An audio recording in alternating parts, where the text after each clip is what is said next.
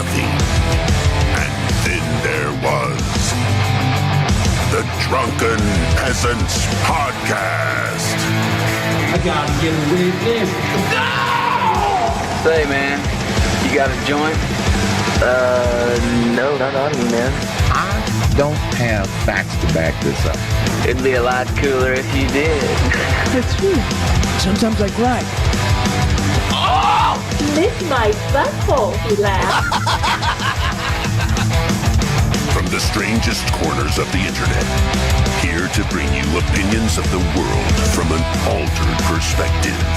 Here are your hosts, the Drunken Peasants. Hello, everybody. Welcome to the Drunken Peasants Podcast, episode 1364. We're back again for another Saturday bonus show brought to you by yourselves. You're the amazing, generous viewers of DP. Thanks for being here. Thank you. Yeah, we got Jeff Holiday back again. It's been over a month since you've been here. Yeah. It's I've been off having some adventures, both good and bad. I am not Pimp Monk. Pimp Monk was on the calendar. I'll do my best to be Pimp Monk tonight. Yep. Get that bitch. That damn soup better than some lobster. You know? That's fine. Hell yeah. Yeah. Oh my God. Yeah, and you haven't been on since we got the unfortunate news about Scoot. Yeah. I guess I should try. I'm gonna be saying this on my show because I'm doing the roundup tomorrow, which is my big channel. But I'll say it here too because whatever. My tour actually got cut short. For those who don't know, I do motorcycle tours where I lead people on Harley Davidsons on adventures. It takes like 2 weeks to do most of these. And we had a gentleman about 9 days in have a stroke while riding, and it ended the tour. He didn't make it. So yeah, so I've been back for a while, but I've decided that I was just gonna kind of like not do anything for a bit. Yeah, and just take some time and get really wasted for a while. But it was literally the day after I heard that Scoot passed away, and it just absolutely crushed me even more. Like just on one thing and then the next, and I'm just like, oh, fucking knocked my ass in the dirt, man. Yep. So sad. Yeah. Never saw that one coming. No, me neither. Yeah. Me neither. Yeah. But in true fashion, like Scott would want, we have to think of the most tasteless jokes we can about him dying. That's what he'd want. We should both say the N-word at the count of 3. I'll count. Okay, yeah, go ahead. Everyone like the stream. Yeah. Yes. Everyone, please give the stream a big fat like. And we're trying to meet our goal tonight. We're 50% of the way there. It's half full.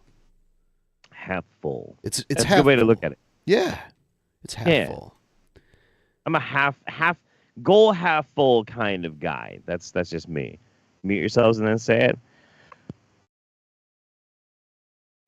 I could tell you said neighbor. You could not. No way. Yeah. Yeah, so I had some Brett Keane stuff prepared. So here's the deal, guys. Thank you so much. You're helping out with the deal I'm about to make. Once we get to 70%, which isn't far away when you really think about it. Yeah. I'm going to play for Jeff the Gale Tunnel Jew video. I have never seen this. He was texting me about it like, dude, have you seen it? I'm like, when it first came out, I texted you about it because it's the new Popeyes video. It's basically yes. That's a bold statement. That is quite possibly the greatest videos ever made. It's that good. The Ninja Turtles make a cameo in it. Okay. And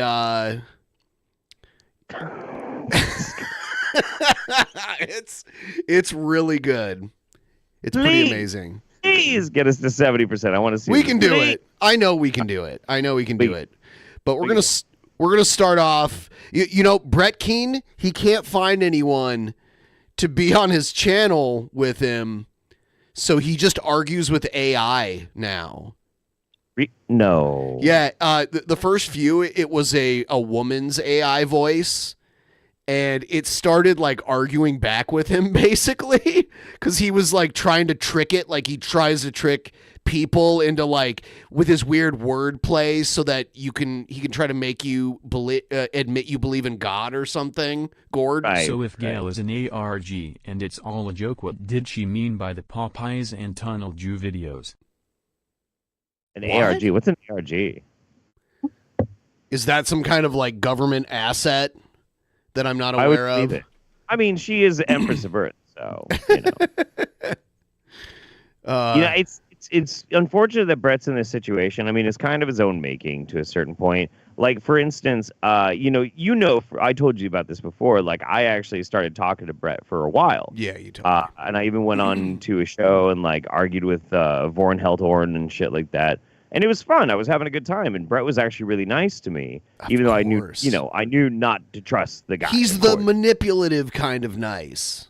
Well, yeah, but I mean, I'm a big boy. I don't give a fuck. It was something interesting to do, but I wouldn't do it now because of like all of his like hardcore transphobic shit. Like, I won't abide by that kind of shit. He's always been doing that, though. If you remember Nadia Chambers, he was already like that. Right. That's right. I forgot about that. We had Nadia in our chat every now and then. I'll see her in our chat like every now and then pop up. Right. But yeah. Right. Yeah. I did forget about that. Yeah, he was pretty shitty about that too. Yeah. Well, maybe I was more shitty back then too, and I just didn't care. I don't know. Possible. Let's check out before I drank all the soy. Individual situation. Check out the beautiful asshole. The individual Brett Keane segment situation. Beautiful. All right. So this is he still titles his videos by Brett Keane. It'll be like the title and then by Brett Keane. That's something I would have done in the first grade, you know? Right. Oh, I see what they were talking about. Okay, so they were talking with Gail being an ARG. They were forgetting. Thank you. They were forgetting. They were talking about how Gail did that video for April Fools, where she admitted that everything is just a big joke and that she's making it all up. Oh, that was meta. That's her April Fools. Never mind. It's fine. Yeah. Yep.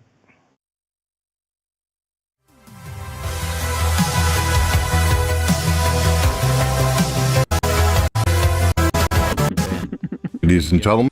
Good to see you. Sorry for your loss too. Shout out to my Discord homies and my love. Jeff, you'll be laughing when you see the Gale situation. Oh, it's tonight. good. It's great. Thank you for getting us that much closer to Thank it. you, Jess, bro. You're awesome. I'm waiting for Jess Bro's return to Actual Mania because she was one of the top contenders and she just kind of dropped off. And I'm waiting. Yeah. We do need the return of Jess, bro, though. Yeah. That is very My name is Brett Keane, and you are listening to the God TV radio show. I hope you're all feeling blessed and having a good day. All right. So, are you able to hear me? Oh, my God.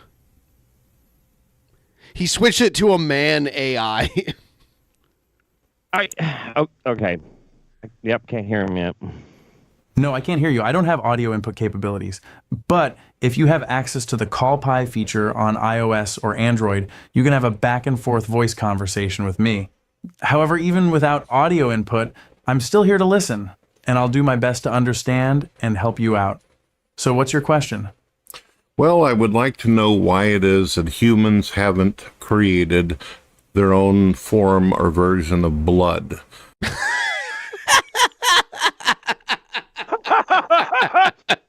Their own form of blood? We do create our own blood. Wait, yeah. I'm making my own blood right now. Yeah. Does he need new blood? Like, is it going to be like new Coke? So clear blood or some shit? What the fuck? why it is that we have to donate blood instead of being able to create it or design it. Hold on. What? We do create our own blood, but if we lose a lot really fast, we can't create it fast enough to like create new blood. Right. I don't know. I mean, like, pretty much like 30% of my blood is just alcohol. Yeah, 30%. Holy shit. Can you explain why? And the AI's like, what? What a stupid question. That's a great question. Blood is an incredibly complex substance. It's not just a red liquid. It contains living cells, proteins, clotting factors, nutrients, and more, all of which are hard to replicate in a lab. Also, blood needs to be compatible with the recipient's immune system, which can vary greatly between individuals.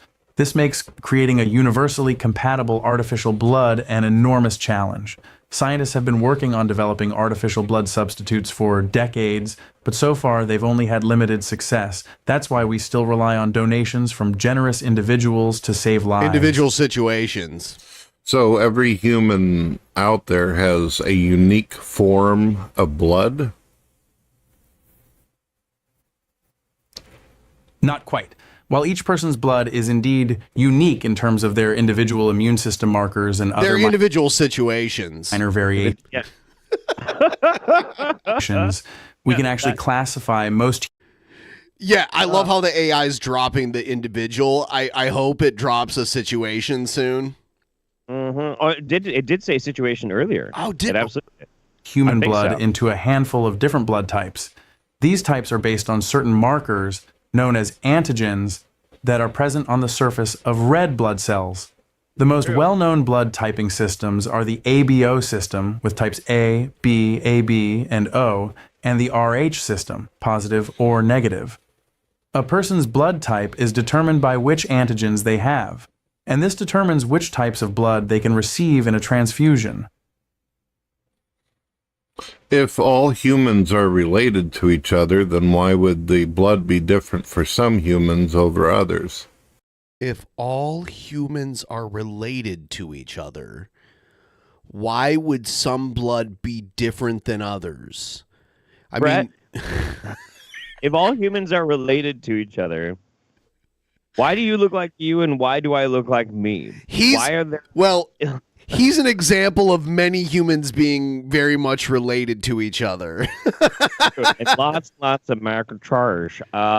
True. And some is genetics, some is environment, nature versus nurture. We're trying to decompile what made a Brett Keane. But still, I mean, some people are fair-skinned, some people are dark-skinned, fair-haired, dark-haired, like different eye color and shit. Why is it so weird to think that maybe blood kind of changed? This is a new level of dumb for Brett. I mean, to be honest, I don't actually have the answer. So Brett is asking a question that I'm actually really interested in the answer to, and he's learning. Gord did it is going to be the answer, by the way. Oh, Gord did it, right? Yep. Right. That's what he's always leading to.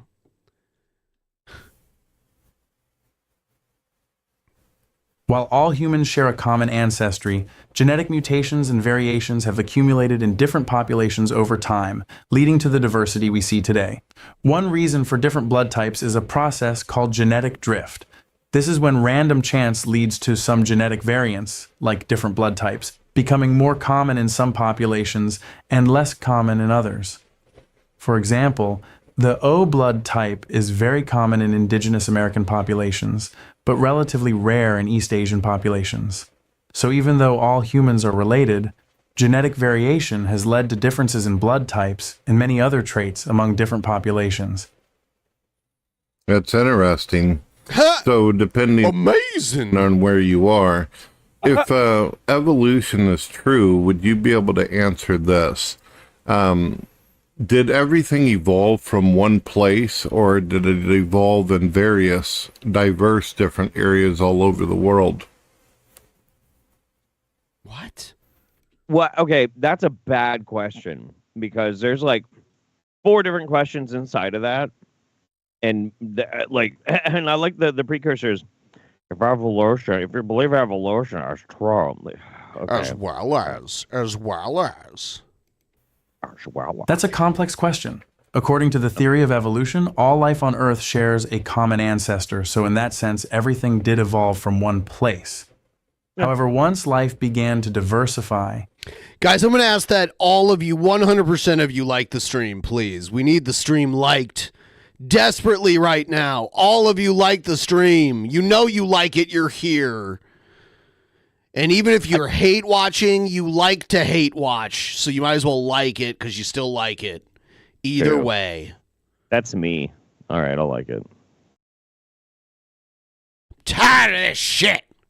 It evolved in many different areas and environments around the world. The process of speciation, or the formation of new species, happens when populations of a single species become geographically isolated from each other. Over time, these separated populations can adapt to their specific environments and accumulate different genetic changes, eventually becoming so different that they can no longer interbreed. This is how we end up with the amazing diversity of life we see today. So, in summary, while... I like how the AI is explaining the basics of evolution to Brett right now.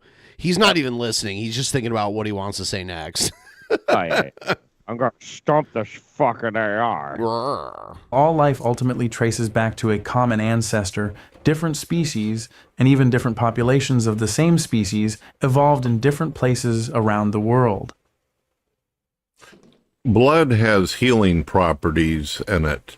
Can you explain how nature was able to create this design that is capable of... Did he run out of things to talk about? He is, no, this is exactly, yeah, the chat's absolutely got it. So far, everything he's tried to, like, catch this AI on, he's absolutely gotten his shit pushed in. And now he's like, okay, but why does blood heal? Answer me.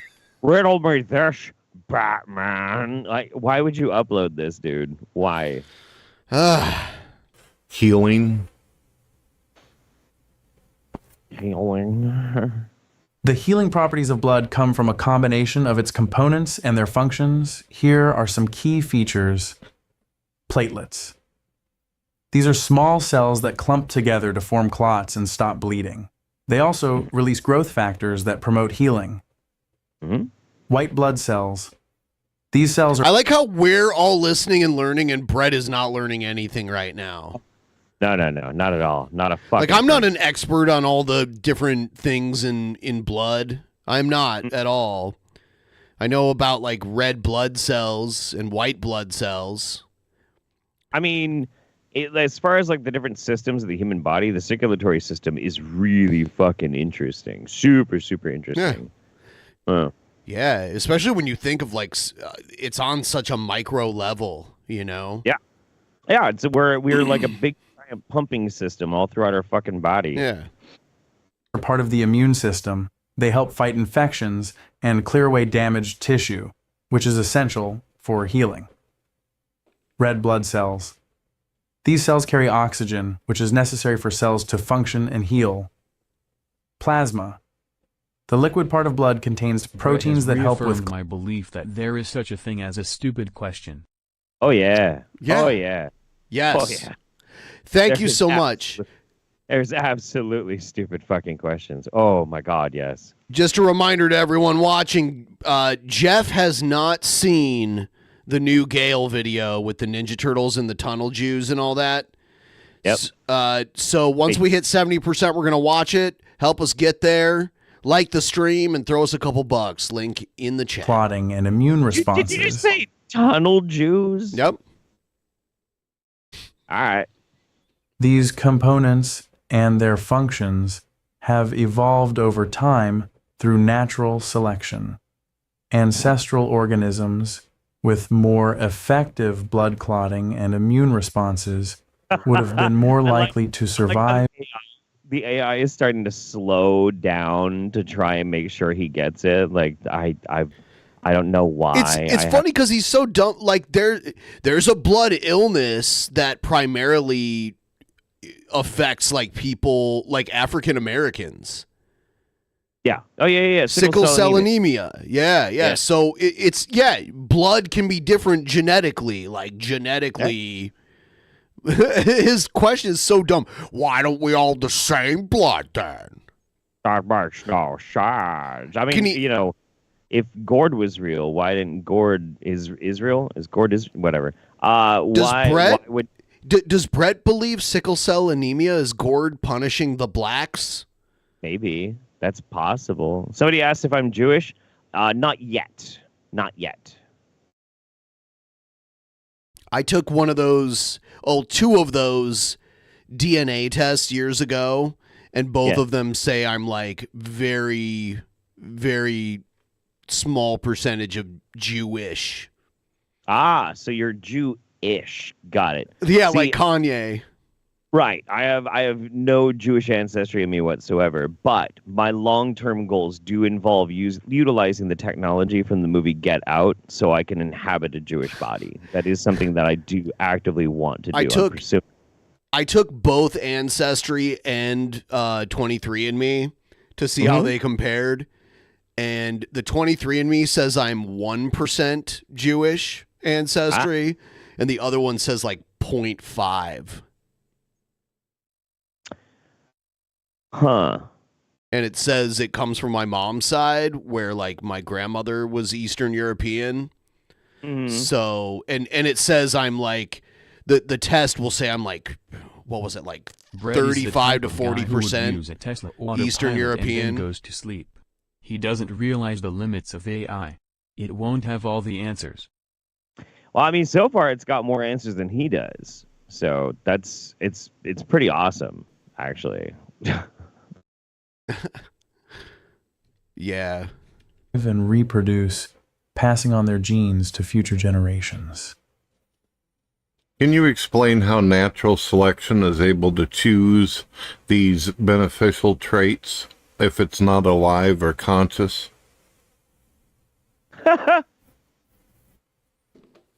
Sure, it's a common misconception that natural selection is a conscious or purposeful process, but it's actually an emergent phenomenon that arises from the interactions between living things and their environment. True. Here's how it works.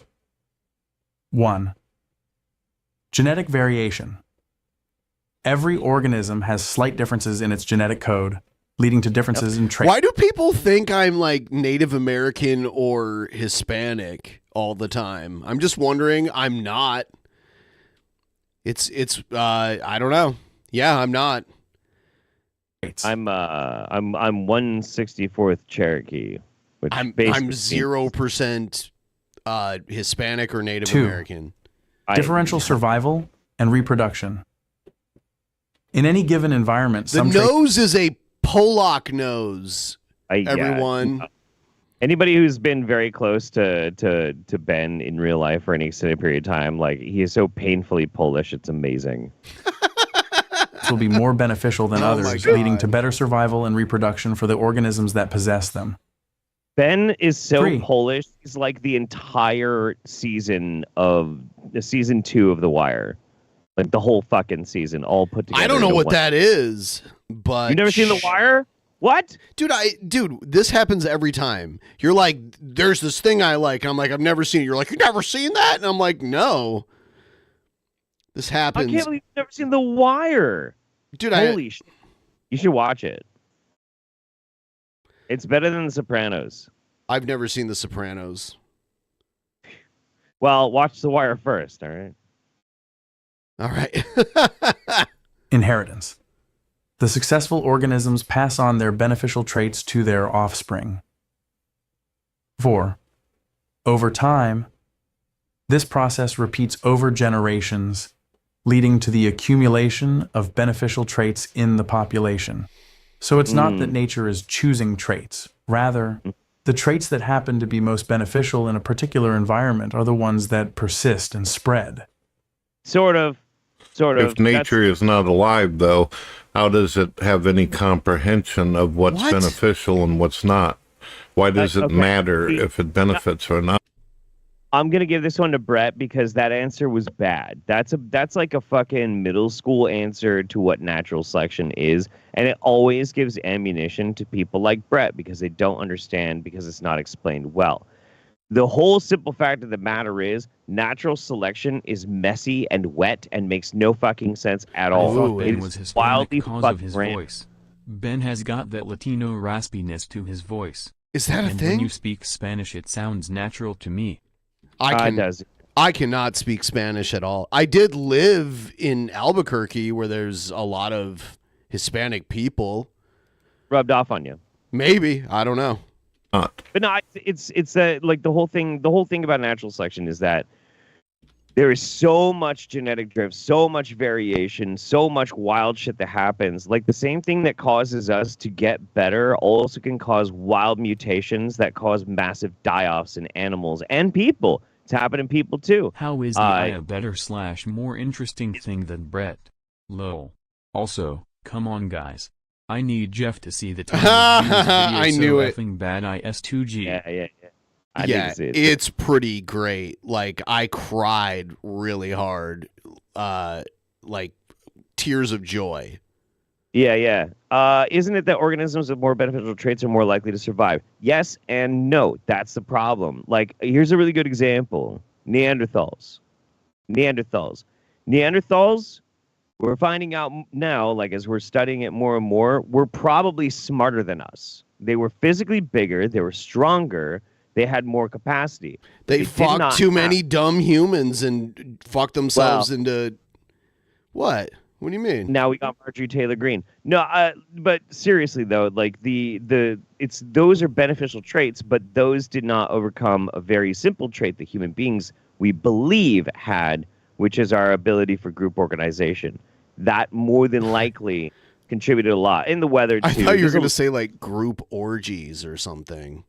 That too. So it's not, but like that's what I'm saying is that there can't be a conscious thing like Brett is talking about because it doesn't necessarily mean that the most beneficial traits win out. A weaker species can survive if there's some other aspect that allows them to get some sort of an edge. So that's what it is. So here's ancestry, or no. This is 23andMe.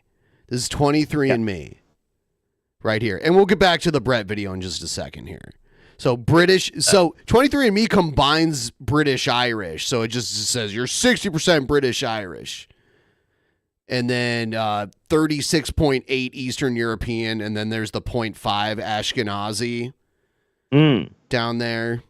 Okay. And then the trace ancestry, which is so weird, and this is only on 23andMe, says I'm like Coptic, 0.2% Coptic Egyptian. Ooh. Which is like, what? What the fuck? I had to look up what that was. So Ancestry breaks this down a little more. They say like 28% is Scottish, 27% Eastern Europe. And when you look it up, it gets more detailed. It's all from Poland.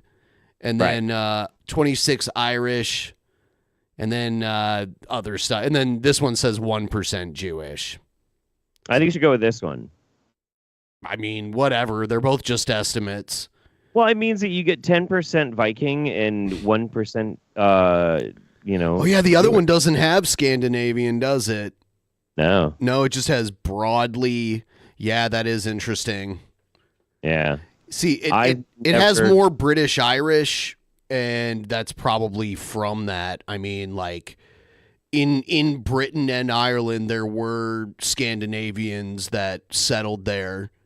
True. So that could be part of it. Oh. Yeah. Ben is related to Moses. I mean... yeah. Oh. Did Noah I don't happen believe in... after Moses? I can't remember. What now? Did Noah happen before or after Moses? I can't remember. Noah happened before. Before, okay. So there's a chance you might be related to Moses. Yeah, Noah's way before. So, yeah, Noah's way before all that. Noah's not too far after Adam and Eve. Like, the world got corrupted in the Bible, so God did a reset. And then after that, then there was all the prophets, and Moses was like the big one that led the Israelites to the Promised Land. Yeah. Yeah. It's been a while since I gave a shit. Like about the. I had to like write reports and shit about that. Oh yeah, no, I mean like I almost finished my catechism until I was like, wow, this is bullshit. I don't want to do this anymore. Well, I went to Catholic school, so I had to like completely. Oh. Yeah. Yeah. Yeah, like my entire like formal education had, you know, each like multiple semesters of religious classes. I'm like, I can't hear Brett, but I see his mouth moving. I'm like, oh yeah, it's that GIF. Yeah. Hello. That's something that I wanted to point out that I think is so fucking funny is Brett is so lazy now. He won't even turn on his camera. He's got an animated fucking GIF of himself talking. And rather than pick an interesting topic, it's just him like trying to argue with an AI and getting his ass handed to him. This is bad, buddy. This is bad. Just like watch a TV show. Just do something else. Watch The Wire. I must have broke the AI. That's too bad. One of the reasons why I bring this up, ladies and gentlemen, is that blood has healing properties to it. Okay. If one were to read the Bible or read about any of these religions, blood is very important. In fact, blood is used in sacrifice. Blood is used for redemption and salvation. Aloha Ben and Papa Jeff, 108 degrees of Vegas heat salutes you. Thank you. Dude, yeah. Okay. Where I live, it is 68 degrees, overcast, little bit of rain in the air. It's 80 here, but I was in Vegas 4 weeks ago when it was 111 degrees. And then we went, the very first day of that tour, we went to the Valley of Fire, and it was 114 fucking degrees. It was insane. It was so hot. Riding a motorcycle was like riding straight into a fucking hairdryer. Yeah. And I almost threw up the moment that we stopped. I'm just like, oh God. It was fucking awful. Yeah, I've felt that kind of heat, that dry desert heat. Blood is very important. Yeah. Yeah, Albuquerque isn't as hot as some of those other places because it's at a high elevation, but I've been to Arizona in the summer and I've been to, Nevada in the summer. Into the very concept of Christianity and God. Jesus' blood cleansed us and transformed us and caused us to go through many different transitions and changes. He's transitioning. Nature doesn't have... It's not alive. It can't consciously know. If we were to just go based upon natural sciences, nature doesn't know. It has no life force to it to be able to dictate what is going to happen next. That's why they use words like emergence. They're saying, well, the environment causes this. It's how we adapt to the environment. So he just abandoned the AI. Well, he said he broke it. I don't know if that's true. I mean, he might have been like, oh, I'm just going to stop talking to her because it's kicking my ass. I don't know. Environment of he did an end task organism. on it. Really? So what's in the environment that creates the machinery known as DNA and blood? What is in the environment that... The machine that creates DNA and blood. Like it's the same thing. Like blood has DNA in it. Right. Pretty much all of your cells have DNA and whatever. Can do this. Whatever. Because if scientists knew of what was causing it or why it worked like it did. He's conflating how before we had DNA testing, they used to do blood testing. And because of that, he's acting like they're basically the same thing. And he's kind of using that weird distorted connection between the two to bolster his argument that he's trying to make. That's what he's doing. Yeah. We wouldn't have to donate our blood in order to save somebody else or help somebody else in need. We would simply be able to invent it. We'd be able to create it. And although the AI claims that scientists have had success in little areas dealing with DNA. 0 examples of God creating blood. All the blood was created by human bodies. Right. God damn it. This is so fucking weird. Yeah. This whole like humans do create blood. They do it naturally without even trying. That's what we do because that's how we exist. I don't know. Have Jesus they fucking really? Christ. No. We still to this day have not heard anything about them being able to invent blood or be able to create it. Apparently it's so complex and so much going on with it that they cannot do it. In fact, it's so complicated that even when they do have human blood, some humans have unique blood over others, and you simply can't use their blood. No. I mean, it's the AI told you there's only a few types of blood. It's not that unique. What are there, like 6 types of blood or something like that? I mean, okay, there's A, B, AB, and O. Four of the letter types, and then it's a positive and negative. Yeah. Yeah. So, like, I don't know, what is that 8 different types? Something like that. Something like that. It says blood cells develop from hematopoietic stem cells that are formed in the bone marrow through the highly regulated process of hematopoiesis. I'm just reading this. Nailed it. Is that how you say it? I've never heard that word before. I've never looked this up. So your bone marrow creates blood through this process. So humans do create blood naturally without even trying. We create our own blood. But here's the thing. If you lose blood too fast, this isn't a very fast process. Hematopoiesis. So yeah, that's why people donate blood. It's when someone's bleeding out and they need blood because they lost so much of it. That's like humans are so great. Why can't they create blood? We do, idiot. We do create blood. Hematopoiesis. However you say it. I don't know how to say it.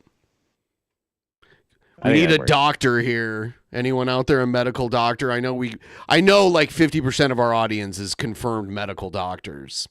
That's true. That's very true. I'm constantly hitting up Rat Lord anytime I need help with my hemorrhoids. Brett, shut not the fuck for up. medical advice. You live in a trailer in buttfuck Missouri and talk like you know better than the people who study this stuff for a living.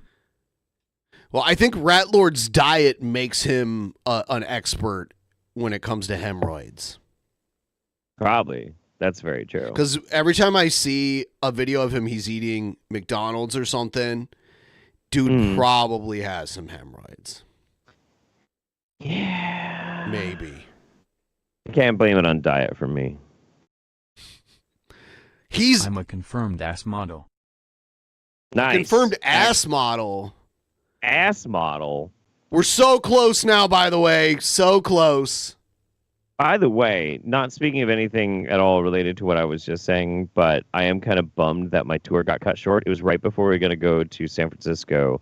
I've never been in San Francisco during Pride Month, and I bet that would have been I've only been to San Francisco once, and it was way before I lived on the West Coast. It was like I was like 21. Yeah. And now I could like feasibly drive there, you know. It's not that far away. But No, it's a really fun town to party in. I've just never been during Pride, and like I wanted to go to like a drag show or something. Thought that would have been a lot of fun. And their type. I think the fact that humans and animals and nature has this ability to heal itself is a great argument for intelligent design or God. If I were to ask any of you out there, Do you believe that something could naturally come into existence and then somehow give itself beneficial traits or beneficial functions so it continues to survive? If I were to tell you that your car had the ability to fix itself, or your television, or any of the machines that you have in your home or your... I like this. They always make these weird... They always make these weird analogies to, like, animals, organisms, and machinery. And the difference there should be glaring, that nature didn't make cars, we did. Yeah. So we can't make something as efficient as nature has made. Yeah, that's true. That's very fucking true. But a really good example of this. This is a great fucking example. And like, look, none of this disproves intelligent design, because you can't disprove intelligent design. You can't. You actually can't. There's a lot of really bad design in nature. Sure, but it's all part of God's plan, is what they're always going to fucking tell you. Well, that's stupid. I mean, I would say the proof of that design is not intelligent. Yeah. Just look at the threshold of life that we're aware of, and then the vastness of like inhospitable. So, like, even on our own planet, there's so many inhospitable places to life. But then look at the vastness of the universe and how rare that is out there. How is that intelligent? I don't, but I'm just saying you can't disprove it, but you also absolutely cannot prove it until you somehow demonstrate God. I can't 100% disprove it, but I got a lot of evidence. There's a whole lot of stuff that's poorly designed. If it's designed by somebody, it's very poorly designed. Right. Absolutely. But it's one of those things that really frustrates me, because there are such amazing examples that are worth looking into, that are worth being amazed by. If I tell you, for example, that our brains process information faster than a warehouse full of fucking Bitcoin mining machines, supercomputers, we have the capacity, even just doing the simplest shit, like wiggling our fucking fingers. Our brain crunches numbers unfathomably fucking fast using simply a sodium-potassium wet pump to push random electrical signals through billions of fucking brain cells, and we do that using less energy than a light bulb. Like, that's fucking awesome. But you say that to somebody like Brett, and they're like, well, yeah, sure, God. No, you fucking idiot. That's billions of years of development from the beginning of the universe to us dumb fucks. That's cool. That's really rad. We should be amazed by that, not just dismiss it and be like, oh, bro, just God. It's fucking lame. What a cop-out, dude. It is. It is. Computer. If I were to tell you the thing could fix itself without any human assistance, you would probably think I mean, eventually, I would say maybe that technology will exist. Maybe there will be self-repairing cars someday. It's not... I'm not going to be like, oh, that's impossible. That's something I want the future to be where every electronic device is now like an existence device. Like, it's all alive and shit. You remember that movie?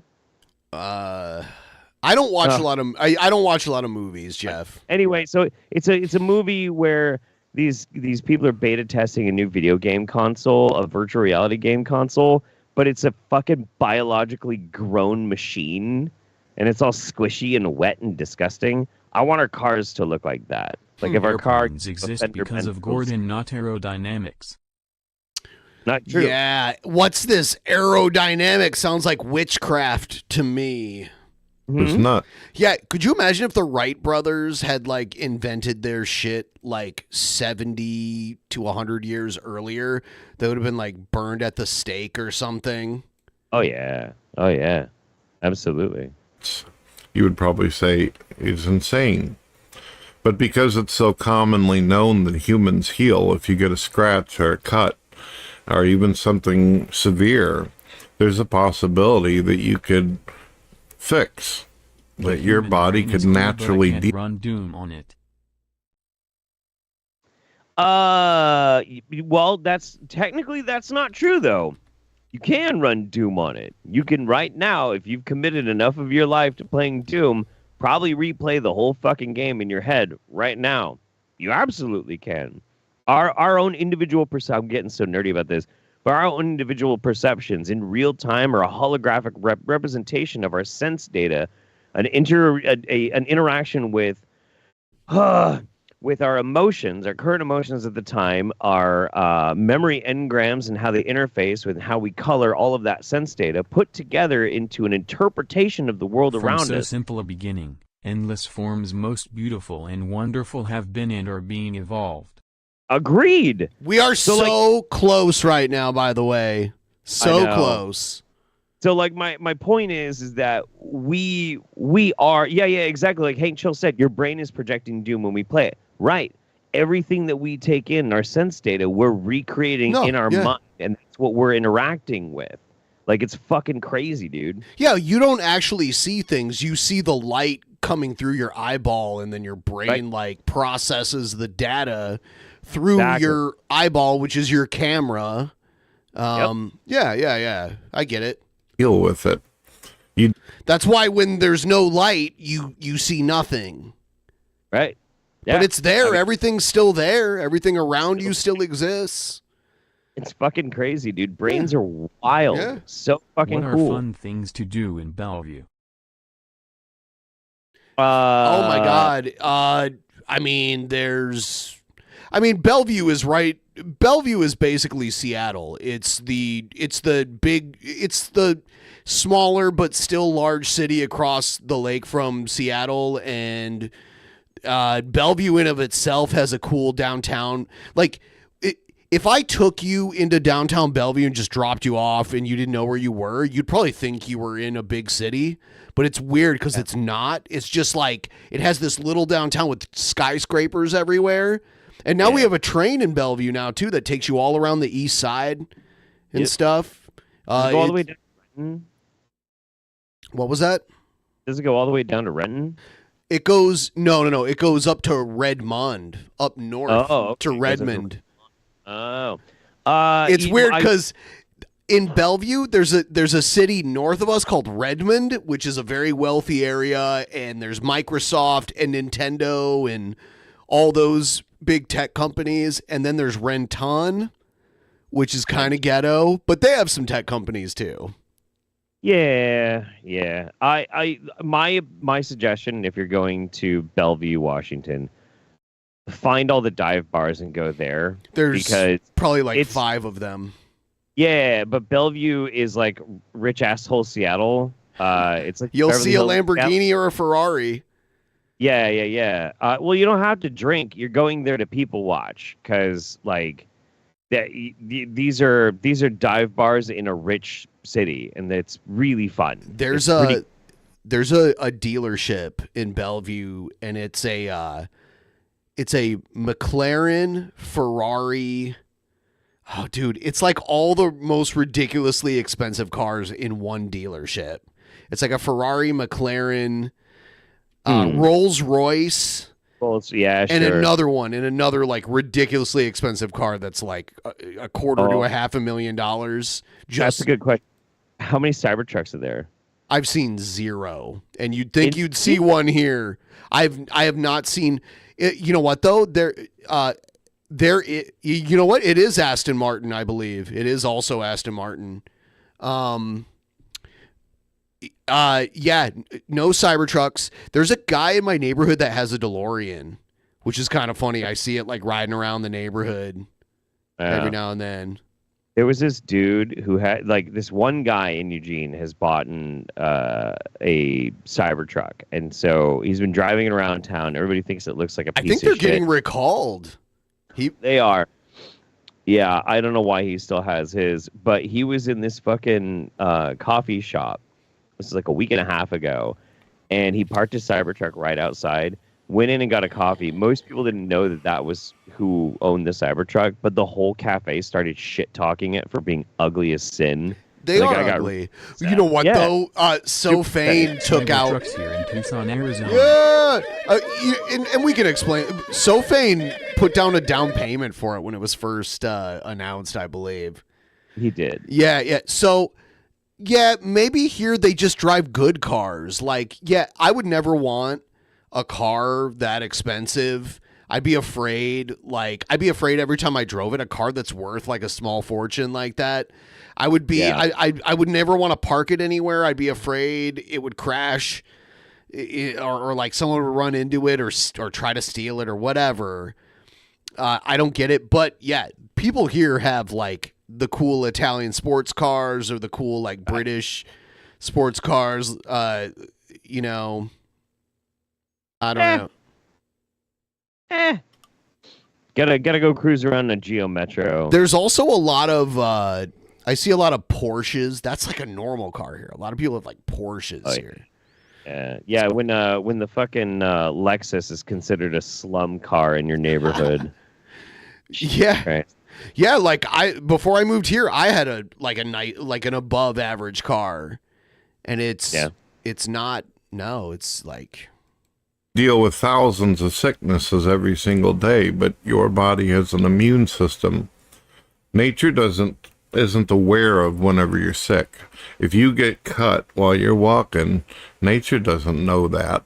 Nature has no idea. It can't predict one day from the next because it has no consciousness, no mind. So it seems to me that blood and the healing and all that is supernatural.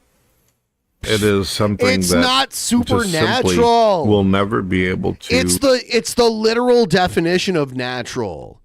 It is natural. It's so like he's just trying to take things from nature that are amazing and being like, that's natural because it's really amazing. Be replicated. And that's that. And they've tried. They've really, really tried, but it just hasn't happened.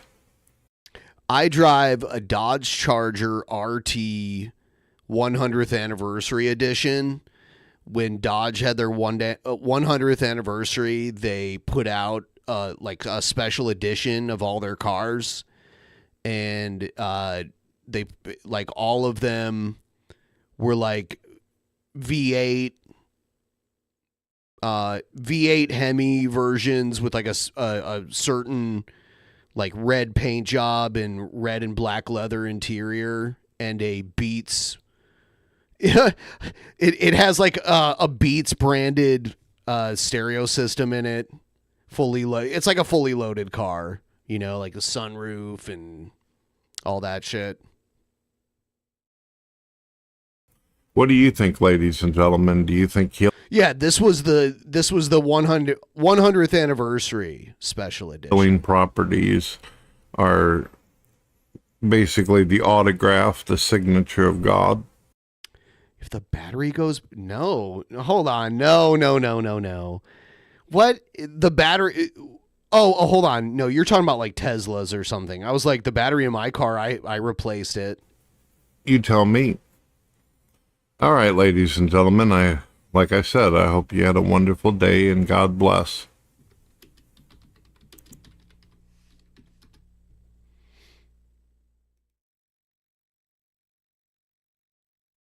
Oh no, I missed the end. Oh no. God bless, Jeff. God bless everyone.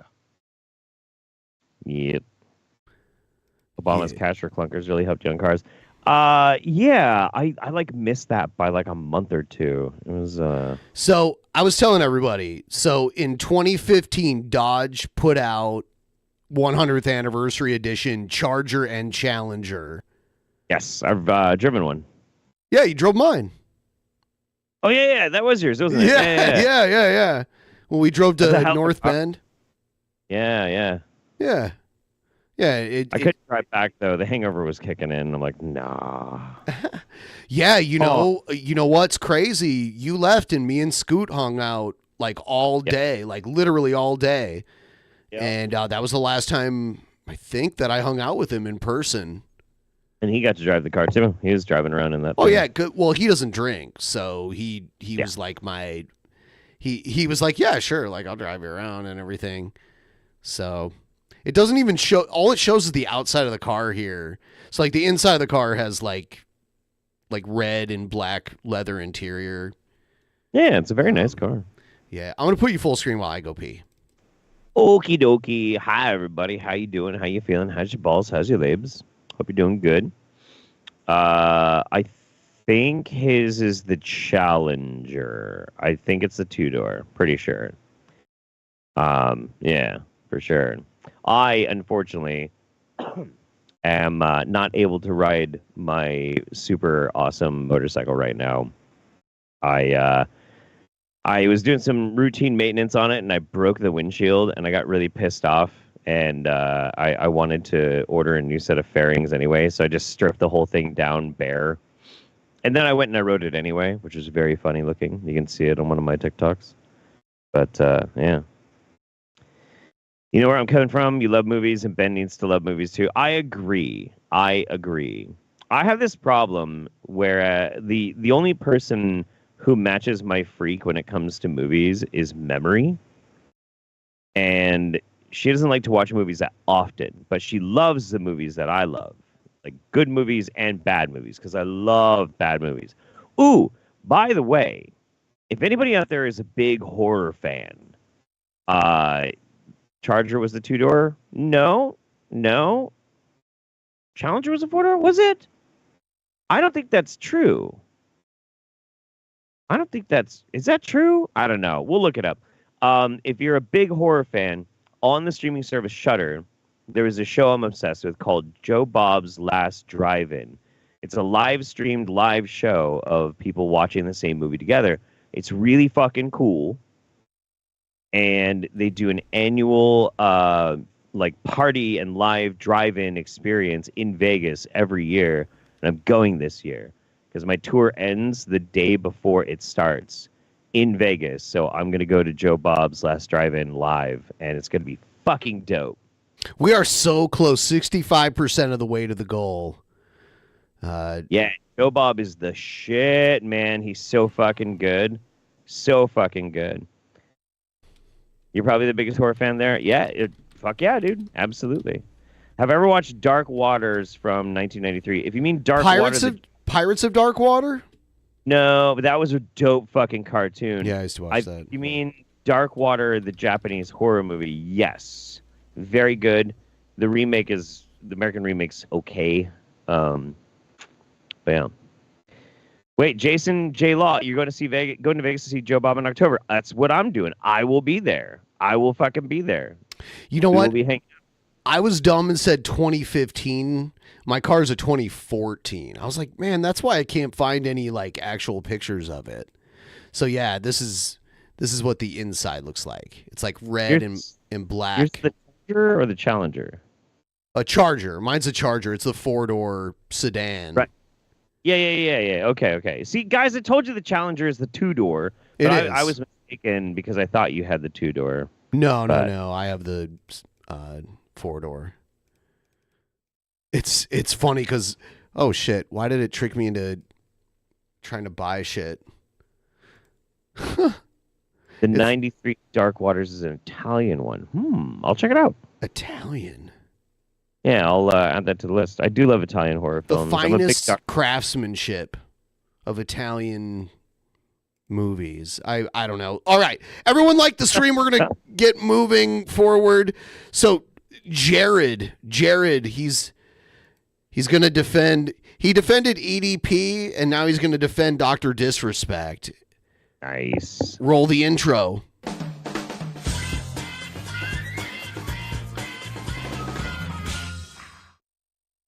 Never gets old. Yeah, I like that 70s show one.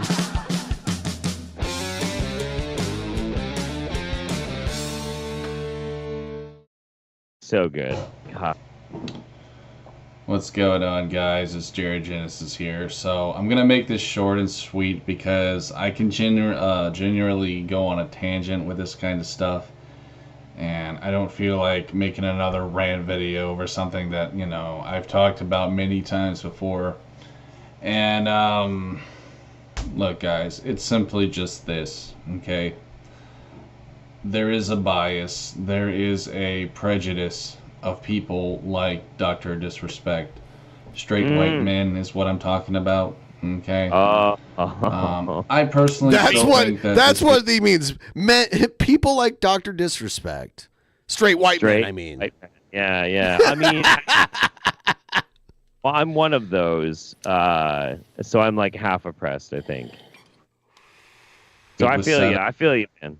That's just what I believe, whatever, but... You know what I'm saying, bro? Let's just say that he wasn't. He didn't commit any crimes, okay? And because of that, I do not feel like it was appropriate for him to be demonetized from Twitch. I think that's... I mean, you don't have to commit a crime to be demonetized. Oh, no. Dude. Yeah. So, I mean, listen, the thing is, though, Ben, while it might not be illegal, in the case of people who support people like Dr. Disrespect, it should be illegal for Twitch and YouTube to demonetize them. Like, it should be illegal for people to demonetize Jared for being a PDF file. Stream. You had SS Sniper Wolf literally commit a crime, targeted harassment, which is a fucking offense. Had some guy go to some other guy's house, some stupid bullshit, kindergarten crap. And all she got was a slap on her wrist. But you have Dr. Disrespect. You know what I'm saying, bro? Who has a conversation with someone who may possibly be a minor. Simply just a conversation. He gets completely canceled. Does that not tell you the bias is real? Okay? Straight white males are hated on here, guys. Especially on Twitch. There is a bias, but it's against creepy dudes being creepy to underage girls, or even just young girls. Like that's kind of the thing. Okay. In a broader context, say Dr. Disrespect was 38 at the time when this all was going down, and the girl was 17. Even if the girl was 18, that's still creepy and still kind of weird and gross. It is. It might not be illegal. Don't mean shit to me. Still think it's fucking gross. Don't fucking care. Still think it's gross. Twitch was just looking for a reason to ban this guy. All right, and let me just say, okay, I gotta say this because, well, I gotta say this. If he were doing anything illegal, I do not condone that, okay? Someone made a PDF sexual pride flag and Jared made a tweet about it thinking it was legitimate. I mean, was he in favor or was he pretending that he doesn't like that? Oh my God. Anything against the law, I'm not saying I condone that because I don't. But from what I understand, if it is true, it was just a conversation, bro. Okay? It's really his own damn business anyway. You know what I mean? You know what I'm saying? What the hell is wrong with this world? That we're that concerned about people and their conversations. These YouTube commentators and people they've just completely ruined YouTube to where it's become some stupid gossip site. And all I can say to those people is, that's what YouTube has always been. That's all it's ever been. What are you even fucking talking about? Jesus fucking Christ. Fuck you. Genuinely get fucked. To every YouTube commentator channel, you guys are a bunch of losers. You know who I'm talking about, especially Keemstar. I mean, if that guy isn't the biggest middle-aged loser, I don't know who is. Like, holy crap, bro. It must suck to be that guy's kids. To have to say that a loser like him is their father. What? How old is Jared? Jared's like 38. Okay, hang on. Yeah, Keemstar is only 4 years older than him. Keemstar is the same age as me. Yeah. In fact, wow, Keemstar is like only like a month older than me. That's Someone crazy. should tell Keemstar that Jared's talking about his kids. Yeah. Exactly. It would suck if somebody pointed that out to Keemstar. Yeah. Keemstar would like that a PDF file is talking about his kids. Mm-hmm. He would not appreciate that. He would not appreciate that. No. Anyways, you know, good luck to you, Dr. Disrespect. I'm sure this guy will find another platform. I'm sure he'll be fine. But still, the fact that he has to deal with this bullshit, you know, which could come with like his house being swatted and other stupid petty bullshit. I do feel sorry for the guy that he has to deal with all these little, you know, hating ass bitches, because that's really what they are, bro. Just little haters, little people who are jealous. That's what he has to deal with. That's what I dealt with, you know, a few years back. What? People who were simply just jealous of me because they didn't have what it takes to be a YouTuber. You quit and you were never successful. What are you even talking about? He didn't even quit. He got grounded by his dad. Oh, yeah. You better watch out, boy. Better watch. I'm a man. Yeah, I'm a real man. Yeah. You know, the only way my haters get noticed is if they do stupid hate channels or stupid hate videos about me or someone else. They don't know how to be entertaining on their own. This site is full of so many little jealous cunts. It is truly remarkable. Like, it is honestly remarkable, dude. And sad. That's all I really have to say, man. You know, I wish the guy well. I don't think he's going to have trouble because, let's just be honest, I mean, the guy's very popular. And I'm sure another streaming service like Kick would love to have him because that would be a huge cash grab for them. So, you know, to everyone Let's see saying, if it happens. Like, well, you know, EDPP or whatever his fucking name is, EDP445, you know, he got kicked off of everything. Well, yeah, it's because he didn't generate money to anyone. Pretty sure he did generate money. Yeah, he made a lot of money. He was very popular, and then he got caught twice. Caught in 4K twice. Like, legit trying to act on that shit. That is not the same thing. Oh, boy. Oh, buddy. Oh, boy. Okay. You see what I'm saying? Dr. Disrespect is different, bro. He's extremely popular. He's extremely successful. And that's not to really knock on EDP. I mean, he had a somewhat, you know, big following before all that crap happened. But Jared doesn't even have 300 subscribers, and he's acting like he can talk about other people's followings. I wonder if he knows what actually happened with EDP 445. He made a video defending EDP back when it happened.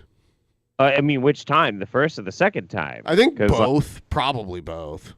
Jesus Christ. Because that's fucking crazy. Hey, look, bro. I mean, unless he actually, like, fucked a kid. Just because he was trying to, like, traveling to do it and was going to do it. That's not a crime, bro. Basically trying to say is this, you know, you haters, you can have your fun right now, but eventually he's going to be making money again. You're not going to destroy him that easily. Like, get the fuck out of here, bro. This guy is literally a millionaire. Okay, he's one of the biggest YouTubers, one of the biggest Twitch He might streamers. be, because he was putting up big numbers. I know, because I don't watch a lot of Twitch, but I knew that when he moved to YouTube, a couple times he got recommended to me, and he did, like, he was streaming live, and I think it was like 30 to 50,000 live viewers. That's pretty big. That's pretty goddamn big. Yeah. That is a big fucking situation. You know, you think you're going to completely cancel someone over some petty drama like that. You're living in a fucking dream world, buddy. It don't work that way. Anyways, guys, that's pretty much what I got. So thanks for watching. Peace. Peace. God, what a dipshit. Yes, he's one of the worst. He's hands down one of the worst people I've ever encountered. Ever. Mm-hmm. Legitimately a bad, terrible piece of shit human being. Yep. We're going to check out Kendell, who had a meltdown. Kendell and his dad had a meltdown the other night. Please like the stream. If all of you like the stream, that would be great. And we're going to watch Gail's special video pretty soon here. If we can get about 4% more towards the goal, we're going to play it. It is so... whew, it is something else. I love the only time I like Kendell videos is when his dad is in them. His dad gets so mad. Oh, his dad's fucking hilarious. His dad is an angry Polak from Detroit. Oh yeah. Oh yeah. Yeah. Kendell fucking worships him. It's really weird. Oh, there's a weird kind of like vicarious. It's weird though because Kendell is all like Eric July, like culture war conservative, and his dad isn't. Really? His dad, I guess, is a lefty, actually, but he's also like a meathead kind of guy. You'll hear him in this. But yeah, here it is. He's really mad. I think in this, I think he's mad at because he's always trying to grift off of other audiences in that sphere, in that like nerdrotic Eric July heel versus babyface sphere. He's always trying to kind of grift from it and sell his shitty art and like do that kind of stuff. And I think he gets kicked. Yeah, I know for a fact he got kicked out of a con. I don't know why, but he got kicked out of a con. I heard him talking about it, but I don't think he said why. So holler if you hear me.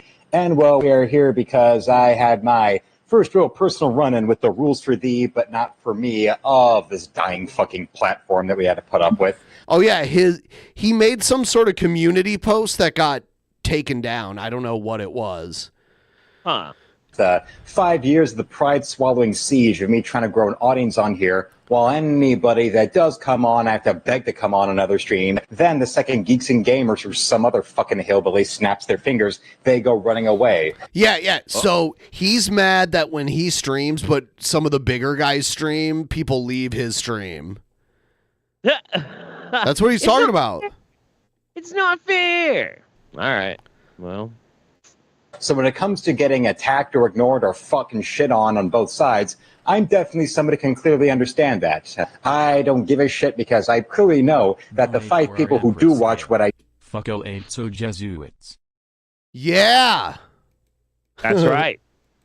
do in my streams on a regular basis are only there except for the 5 people who actually have any real loyalty that do show up. And whenever I'm on, they're off with Geeks and Gamers or God knows who else, that fucking hillbilly Camelot 331 who has 3 goddamn things to say and has 300,000 subs, can afford mansions and fucking sports cars. Yeah, fuck you people who watch him. He doesn't just have sports cars, he has like NASCARs. Which is what? Yeah. Camelot 331 is actually a professional NASCAR driver now. Jesus Christ, that's crazy. His channel blew up because he talked about how it sucked working at GameStop, and he used that money to buy a NASCAR. Okay. Yeah, and he actually does race. Like he races in professional NASCAR races. It's crazy. Anyway. Fuck you, okay? And one of my members only, I remind you, posts where you see female breasts in one panel was removed. Multiple other community posts I did where I show full frontal nudity, and those are perfectly available to watch if anybody out there wasn't so fucking cheap, except for 5 people that would actually go in and pay for the channel memberships instead of sit around like a fucking lurch. He's mad that no one's buying his memberships. He's bitching about that right now. Did you hear that? Yeah, that's fucking ridiculous. Like, I mean, okay. Well, how can somebody this untalented be this so self-confident that people owe him money for what he's doing? I have no idea. His dad bought him a table at the Comic-Con in his area, and he had like a table where he was trying to sell his artwork. Ooh, okay. Yeah, nah. Weird. Oh shit. So is Cobes coming on tonight? Is that what's happening? I don't know if that's going to happen necessarily, but I guess I can, because he's posting about it in the chat. I was thinking we were going to keep it a little bit quieter than that, but producer Matt is in Casper right now. Oh, cool. Yeah. That's most definitely what's up. That's most definitely what's up. I don't know if Cobes is gonna want to like pop on and say hi or something, or if they're just gonna hang out. But he can definitely pop in. Yeah, of course. 100 P. Fucking working for free. I'm here with a goddamn business. You know, the same way every other jackass who already has a metric fuck ton of money, but you give them their time and their attention and keep throwing your fucking time at them. And if you have any interest in making your own content, all this is about sucking their dick all goddamn day long. I don't have 3 chins in an English accent, or I don't have tits and their brain that hovers around room temperature and a bunch of goddamn sound bites. Those fucking lunatic stalkers and all the known as the drunken peasants seem to actually be more interested or loyal about viewing my content than anybody that claims to. See, we're your audience now, Kendall. We're your audience now. Yeah. You got to be nice to us now, Kendall. Actually be what I want, what it is that they're supposed to be fans of. Oh yeah, it's all about the politics. All you got to do is say vote Biden and they'll leave you alone. I damn well know that's absolutely true. And what? I have never said anything about who you need to vote for. I just think you're a weirdo. None of you give a shit. Blow me.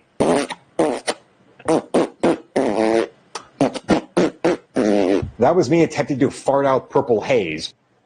And I know there's probably some drunken peasants assholes out there watching, or at least will watch this stream later.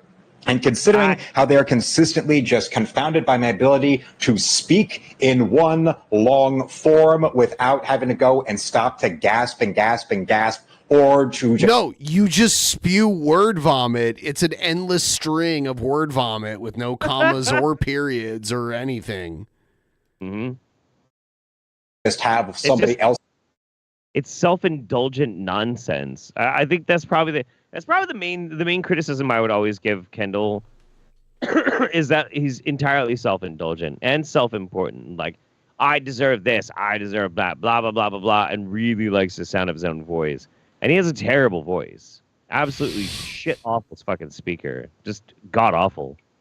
On the stream, tell me what I want to hear, whether in the chat or some stream guest, or of course, you know, being such a fucking junkie that I gotta go and stop every 6 minutes for a bong hit like the... Oh, wait. Yeah. Hang on. It's good that you reminded him, Kendall, because otherwise he might have forgotten he needs his doctor's prescribed bong hits or whatever. Set a timer for 6 minutes. All right. That'll remind me. Drunken peasants do. No wonder, between sheer ability to not be dependent on dope and also sheer having enough health to have that kind of lung capacity and mental clarity to be able to speak and go through topics and subjects off the top of my head that way, no wonder they look at it and it is as if you took a mathematical formula off a spaceship and tried to have a blind person go and solve it. Fermat's last theorem being solved by a... Shit, we're at 78? How did that happen? Did we miss one? I don't know, dude. I noticed that, and I'm like, where the fuck did that come from? Yeah, hold on. I have to look. Mute with no hands would be something that would be easier to comprehend than a drunken... Oh, shit. Oh, shit? Okay, there was a 102... and it didn't go through. I don't know why. It could have been like blocked words or something. I have no idea. But this is what I'm gonna do, because I don't even know what just happened. Where is it? Shit. I'm going to do something. Peasants dipshit trying to follow what I'm doing. That's why I actually loved it when there would be drunken peasant stalkers who would be dropping in super chats. Thank you. So I ain't begging nobody for nothing. Oh, yeah. This is where he starts getting pissed. This is where his dad, Alan, starts chiming in. But if you don't want to donate and help the channel, kiss my ass and hit the fucking road. You haven't heard me? Hit the fucking road. Don't let the door hit you in the ass. The ass is big enough, so it'll probably hit it. You don't like me, I don't give a shit. What are you going to do? You're going to threaten me? You're going to tell me how tough you are? And I'm pretty sure that the mic picked that one up. You going to tell me how tough you are? Huh? I'm tired of sitting back and listening to this bullshit. I had a 40-year-old career. My daddy didn't give me anything. And tell me, oh, great, you're fucking idiots. Great. It's figurative. I'm sorry. Someone's going to perceive me as being a cultural elite. Sorry, I'm educated. No, it's what people want. They want entertainment, all kinds of great stuff. I've given out tons of free medical advice, all this stuff. What? He's given out tons of free medical advice. Well, thanks, Alan. Jesus Christ. Could I get some of that free medical advice? What is he talking about? That's the free milk. They don't want to do nothing to help along. So I have to read it. I don't know what I'm so sad. I wish I could play. I wonder. Hold on. Let me do something really quick here. Luke's channel. They just want to come get the stuff they get, and then move on to some other lame brain that's going to hustle them. That's what I mean. You don't like it? I don't really care. Tonight's the night I stop with the stuff that I've done, keeping my mouth shut for 2 years. Oh my God! Because that's what I mean. He'll draw, he'll entertain, he'll say some crazy shit. As you can see, we are diametrically opposed politically. But in this stuff, I'm supporting his artwork. His politics, I throw in a garbage can. That's not my point. My point is supporting his art. People want to come, watch him entertain, watch him do his stuff, jump through hoops, and people don't want to do crap. That's people who want free milk. If that's not clear enough, don't let the door hit you in the ass. I'm trying to help my son. You don't want to help him? Get you and your dumb leprechaun ass out of here. Leprechaun ass. What does that mean? Just get the fuck. I don't know. The Irish? I don't know. He's mad about the Irish? I guess he's mad about that. What do the Irish have to do you out? Take your red fucking hat, your blue, I don't know what the fuck you got. Just get the fuck out of here. I said I disagree with my son's politics. You don't like it? Get the fuck out. Capital fuck. Get the fuck out. I'm done with keeping my mouth shut. You don't keep your mouth shut. He got so mad because we were trolling him. We were trolling him during the Ohio State and Michigan game. Oh, right. Yeah, I remember that. I mean, but they won. I don't know why they won, but it was looking not good for a minute there, and they were getting all butthurt about it. Ungrateful bastards. You heard me, ungrateful bastards. Hey, it's okay, dude. I do have to point out, like, somebody in the chat pointed this out as well, that whatever he's drawing has the tiniest, like, tiny pea head. So it's bizarre. I don't know what triggered it because I looked at all of the blocked words, and none of these words in this message were blocked. And it was a 102, which would have played the Jared shit for 2 minutes. So, you know what? I'm just going to simulate it here in a minute. But Jay Spoon says, I think Kendell lives vicariously through his dad boinking his mom so he would meet his mom. Is what it said. All right. Sorry. Okay. Yeah. It's okay. I understand. You're a poor white boy. You've been discriminated your whole life. Everything's been against you. Life is terrible. You have it worse than any human being that's ever existed on this earth. But you don't have a clue what it is, and is how hard he works. And he's literally begging people. That's why I'm pissed. I don't give a crap about whatever. I mean... I think what's happening too, interestingly enough, is I think his dad actually has a phone or something and is reading his chat. That's what he's responding to. This is a test donation for $26. Oh, that, yeah. I was trying to do the...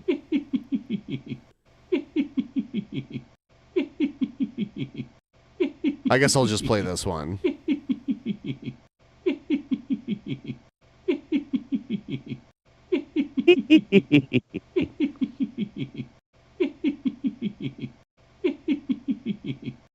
Time for a bong hit. Yep, there you go. Yeah. Court mandated.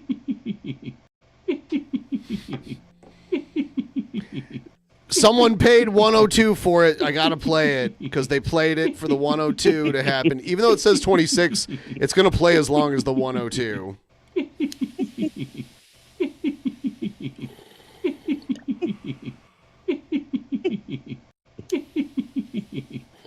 So after this, we're gonna watch the Gale one. Oh my God. And by the way, we're still trying to meet this goal tonight. So if you want to help us get a little closer, please do so. Please do so. But I'm sorry if things didn't work out for you in life. So now you got to hitch your wagon up to the crazy train. I'm defending my son's work so he can make a living. This is not a political channel. Time to take him somewhere else. This is an art channel. And simply put, if you want to keep commenting, I'm going to block you and you can fucking leave. I grew up 1,000 times more poor than you ever did in a very, very terrible neighborhood in Detroit. Yeah, I knew he was from Detroit by the way he talks. Okay, I earned everything. I wasn't born on third base. I wasn't living in a tower. I didn't have any of this other shit that dumbasses idolize. I made myself. Whatever you did or you haven't done, don't cry to me about it. I'm just telling you for a fact. I earned everything I got. I didn't do anything to get my shit. If that bothers you and it touches an insecure button, well, go find a channel where you can be with the lemmings. You can be okay. His dad is tired of sitting back listening to this bullshit. He's giving out tons of free medical advice. Free medical advice. Stop doing what he done, not talking. Get your leprechaun ass out of here. He doesn't give a crap or whatever. He's so pissed. He's such a weird guy. I wish I checked to see if they were streaming right now because I wish. You know, especially if you don't have any money, $45 can get you a nice hat. Give me the timed out. I want him blocked. I'm gonna keep doing it. What's he gonna do? He gonna go to the YouTube police? What? What's he gonna go to the YouTube police? What you gonna do? Huh? What you gonna do? Go to the YouTube police? 2 hours before the show. That should have been, that's what I saw. That's what nobody else saw. So anybody's got a problem, kiss my fucking ass. Problem? If anything, it's that sort of look on the bright side, the blessing in disguise of how people, when I would tell them about the Drunken Peasants stalking my channel, it says, well, you know you've made it when you've got some other channel that's going after and stalking you, or you know that you're getting traction when they start making you somebody subjected to their selective outrage or screwing around what you're doing. When I actually did go and directly start contacting YouTube people when it came towards what happened with that stream, when there were Drunken Peasants people that were actually actively coming and saying, oh, Billy's down the road coming to you. Oh my God. Yeah, they're going to be like, what? You're weird. Do you have proof that he's coming down the road? He keeps bringing this up, that Kendell was streaming one day and someone in his chat was like, Billy the Fridge is coming to your house. And ever since then, he's like, they said they were coming to my house. It's like, we didn't say we were coming to your house, asshole. Jesus Christ. Yeah. Some other dude did. And ruining to go out there and fuck with the mood of the stream we did for Nick's birthday, where I was drawing him that Power Rangers piece he was requesting as a birthday present. They came in there and fucked that. And YouTube's response was that was nothing. While damn well knew if I had tits in the right politics, if I were like a sniper wolf and I so much as got breathed on the wrong way by somebody's channel and I complained about it, that guy would have his nuts nailed gun to the fucking wall. But that's just the other example of the sort of rules for the but not for me that I've been dealing with. You know, with the 3.5K subs, and yet all the socks I have, most of the socks I have holes in them, and I've not been able to buy new socks. What? Get a job. I was saying about the kind of audience is going to show up and they're going to talk like that. You know, they want everything for nothing. That type. What I mentioned with the Harlan Ellison clip I was talking about earlier. Yeah, those aren't the kind of people you would want to engender at all, at any direction, any place, at any time. So until then, felines, slam it, lick it, suck it, and see you, Space Cowboy. Look at that face. It's so defeated.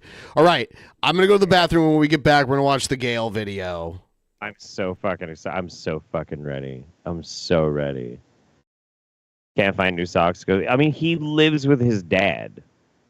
He lives with his dad. I mean, he ain't got no bills. Like, what, his dad can't spring for socks? What the fuck is going on with this shit? That's crazy. Even at my poorest, I could at least get, like, a cheap bag of socks if I needed to. Like, it's socks. You need fucking socks. I don't get it. I don't understand. Back to the tunnels. Yeah, indeed. Indeed. Better not get holes in your socks, boy. His dad was 1,000 times more poor than you. Oh, probably. I guess so.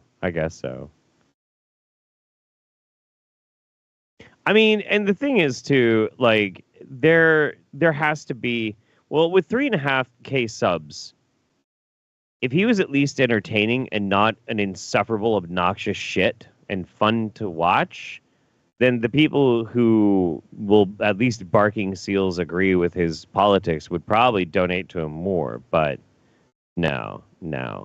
The problem is that he has the personality of dog shit.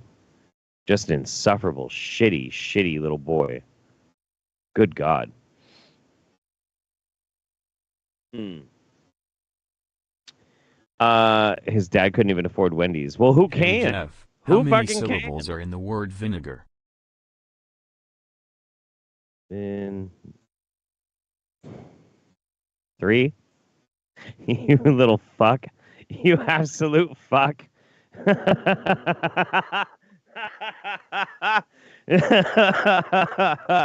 Not today, Satan. Not today. I'll tell you why. I'm drinking that Corona non-alcoholic, my dude. Non-alcoholic. You ain't gonna catch me in 4K on my dry week. No, sir. No fucking way. Cobes can. He has an all-you-can-eat Wendy's buffet. Oh, I know, absolutely. Oof. Does he have more subs than Sturgis? I don't know how many subs Sturgis has. Here's a good question for you guys, though. Who is more insufferable? Who is more obnoxious and harder to watch, Sturgis or Kendell? I know my answer. Does it still taste like Corona? It actually really does. It super tastes just like fucking Corona. You really couldn't tell. We got a Kendell, Sturgis, Kendell. Essentially Sturgis. Ooh, Kendell. They're neck and neck right now. If I had the ability to, I would totally make a poll. Essentially, bud. Essentially, bud. Yeah, I'm gonna say Sturgis is harder to watch. Like, Sturgis is so fucking dull. Kendell is insufferable. Absolutely insufferable. But Sturgis, I just tune the fuck out, man. I tune the fuck out. When on the rare moments where Sturgis does a video where he does more than just read tweets, it's better. But when he's just reading the tweets and then just like regurgitating like the pop Eric July phrases and sayings and shit, yeah. Well, Ben, who do you think is more insufferable to watch, Sturgis or Kendell? Probably Sturgis, because Sturgis isn't like entertaining at all, and Kendell is in his own like weird autistic way. And he does have Alan. Mm-hmm. And Alan's like, "What? What's going on? They're gonna ruin the stream." Yeah. If Sturgis wanted to compete, he'd need to get like his mom to be like Karening out in the background or something. That'd be great. All right, so we're gonna do this Gale thing. Are you ready? Buckle up. Yeah, fuck it. Hit me. All right, so this video is entitled Brent Destroys Might Queen Lizzo, God Restores Universe. Okay. A 46-minute epic. 7:01 a.m. Central Standard Time. June 9th, 2024. Do we get Dearest Gale Gale, prepare. What? Do we get Gale on video at any No. point in time? Nope. Damn it. It's this the whole time. For a big All right. one. I've got so much to tell you. I'm so excited to explain what all has transpired in the past 24 hours, but I'll try not to get ahead of myself. Of course, it all started in the $25 tier Patreon training deck on Church of Gale. $25 tier patrons Brad, Rogaldorn, and Akasha were all seated at the meeting table in front of our large view screen. Gentlemen, I greeted them. As you are all aware, we've discovered where Lizzo has been hiding. A graphic came up on the screen displaying a multi-layered elaborate tunnel network. This is a tunnel system beneath New York City. It's deep, very deep, much more complex than the general public is currently aware. As it would appear, the whole thing is infested with mites. The graphic zoomed in, indicating the mite count population using a meticulously organized series of numbers and colors. You know about the mites, right? Like Lizzo's Jesuit mites? Yeah. No, I'm up on that. All right. The mite levels get heavier the further down this tunnel system goes. At the bottom of the tunnel system, the graphic zoomed in on a giant pink blob. Is Lizzo. Gross, Akasha said. How do you think she's been surviving down there? Wouldn't she be infected with mites? We don't know. Unfortunately, this map only shows the basic gist of the tunnel system itself. We won't know exactly what's down there until we go in ourselves. I'll have this map to guide us, but it's up to all of you to bring the cajones. This sounds dangerous, Brad deduced. Yes, it is. That's why you have all been trained on these. I picked up one of the weapons to use as demonstration. Certified Universal Mite Extermination Rockets, I proclaimed. Cummers, for short. Cummers. These big guys will be warmed up and ready to blast anything that edges close. I pulled the shaft of the gun back and kissed the tip. Are there any questions? Akasha raised her hand. Yes, Akasha. Kiss the tip. Can we call them cum launchers? Well, considering we could die literally any second now, we can call them whatever you want. Yes, good answer. She hissed excitedly, pumping a fist. Cum launchers or not, I think you all understand how dangerous this mission is. I won't hold it against anyone who wants to back out now. No way I'm letting this universe get erased without a fight, Rogel Dorn determined. I'm in.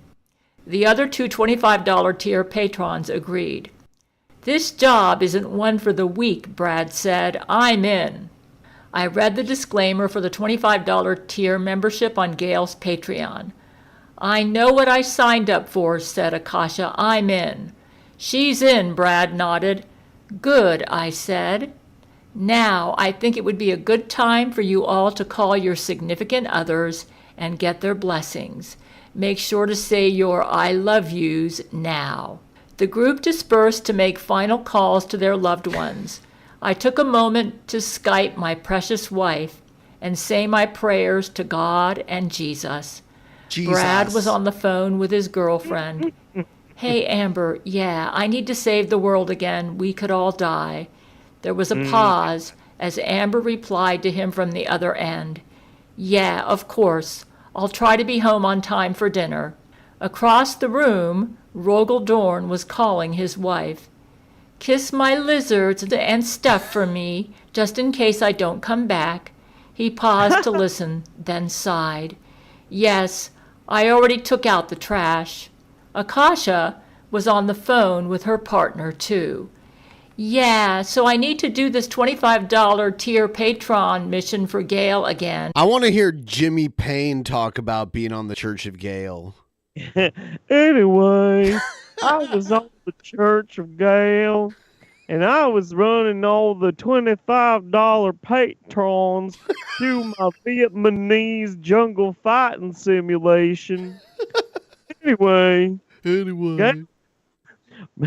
Brent Spiner called, said we had to go and get Lizzo. So we went and took a shuttlecraft, but Spock's cousin first wanted a quickie. Anyway. And I don't know what's going to happen to me. She went quiet to listen to her partner before speaking again. What? He calls him Spork. Spork. Spork's cousin. What do you mean? Gave me a cookie. My current favorite, because there's a new Jimmy Payne interview out that happened just a few days ago, and I was watching it, and he says Nikola Tesla's name is Nikola Tesla. And he says it over and over. I'm fucking losing my shit. Oh my god, it's so good. I like getting raped? Well, sure, but I mean, I might get raped too hard this time. After I finished my prayers and sent off a message to you on Skype, I sat quietly to myself and just thought about how much I love you. This is all for you, Gail, I said to myself quietly. This is all for you. It was time for us to get to work. It gets bad. The world once they wasn't going get to there. save itself. The $25 tier patrons and I arrived in New York City. It was nighttime, and we were all standing next to a covered manhole. Oh, here it comes. In order to protect ourselves from interdimensional mites, we had to be suited up in... JF. Still dead. Oh. Yeah. I was just thinking about her like 2 days ago, and I was like, yeah. He killed me. Yes, he killed me. You do it so well. How do you do that, dude? How do you do that? I am hunting you from the Caribbean.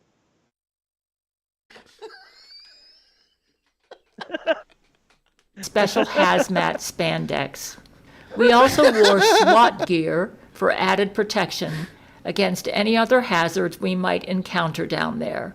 Each one of us held a ready-to-fire cum launcher. Ready-to-fire cum I had launcher. an extra one on my back just in case. A Jesuit on a bicycle rode by, ringing the bell on the handlebars. "Faggots," he catcalled distantly as he flew past. "You're welcome," Rogaldorn mumbled. "How about thanks for not letting our universe get destroyed?" "Don't worry. We'll work on getting rid of the Jesuits, too, after this is all over with," I assured. "Heh, the Jesuits seem like such a small problem now compared to all of this," Brad remarked. I just want to say, this is almost like the Infinity War of Galeverse. Of the Galeverse, yeah. Yeah, dude, I'm so into it. I wish. Well, I don't wish that Gale was more popular, because it kind of, we would lose something of that. You know, it's good that it's so special, but I wish that there was like somebody who was really good, or at least even really bad at animating, and was just obsessed with Gale, so we could get like a cartoon. Kind of like the kind of stuff we got out of Chris Chan and even Cobra. Yeah. Uncovered the manhole, and we climbed down inside. Once each of us made it safely down, I replaced the cover up top, sealing us in darkness. "She's in," I said. "Now we just need to follow this map." I pulled out my iPad, which contained the digital map of the underground tunnel system. The patrons whipped out their flashlights as we began making our way through the sewer system. Drops of water tickled rhythmically down from the ceiling, while our shoes cracked wetly across the lightly flooded floor. Every tiny sound echoed all around us. Our surroundings were so dark, so isolated, and so empty, it seemed instinctual to just remain quiet. Oh, God. I had to admit, even armed with our weapons, this place was very creepy. I think we were all starting to feel it. My ears pricked as I heard a strange, faint sound coming from the darkness. Here it comes. It sounded like friction, as if someone were vigorously rubbing their hands together. I listened closely and looked around at my team, trying to figure out if the sound was coming from any of them. "Do you hear that?" Akasha whispered. That's when I realized it wasn't any of us. "I heard it too," Rogaldorn replied. The group grew quiet, each of us straining to listen closely. "Keck, keck, keck, keck, keck." "What was that?" Brad whispered. Our walking slowed, flashlights shining all around us as we searched for the source of the sound. The sound of hands rubbing together grew louder. Now it seemed to be coming from all over. Then we heard another one of those strange laughs. Keck, keck, keck, keck, keck. Just then, a blurry figure shot past Brad, causing him to jump and whirl around. "Whoa, did anyone see that?" he asked nervously, his heart pounding so hard that even I could practically hear it. More hand rubbing ensued, followed by a keck, keck, keck. Wait a minute. I know what this is, I said. I reached into my pocket and pulled out a gold coin. I tossed it ahead.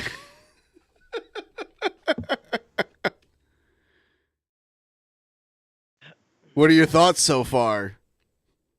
I have no idea where this is going. Couldn't even begin to tell you. Why am I not on this adventure? I'm not a $25 page. I think I only give her $5 a month.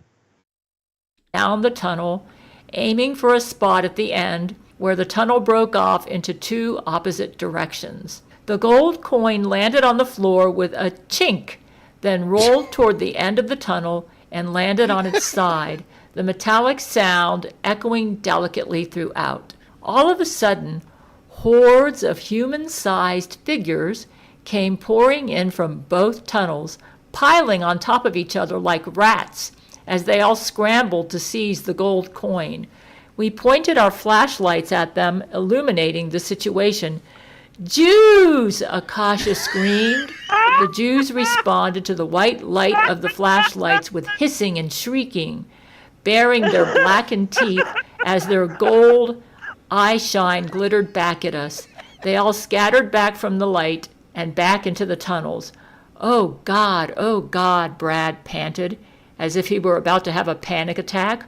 "Keep it together, guys," I assured them.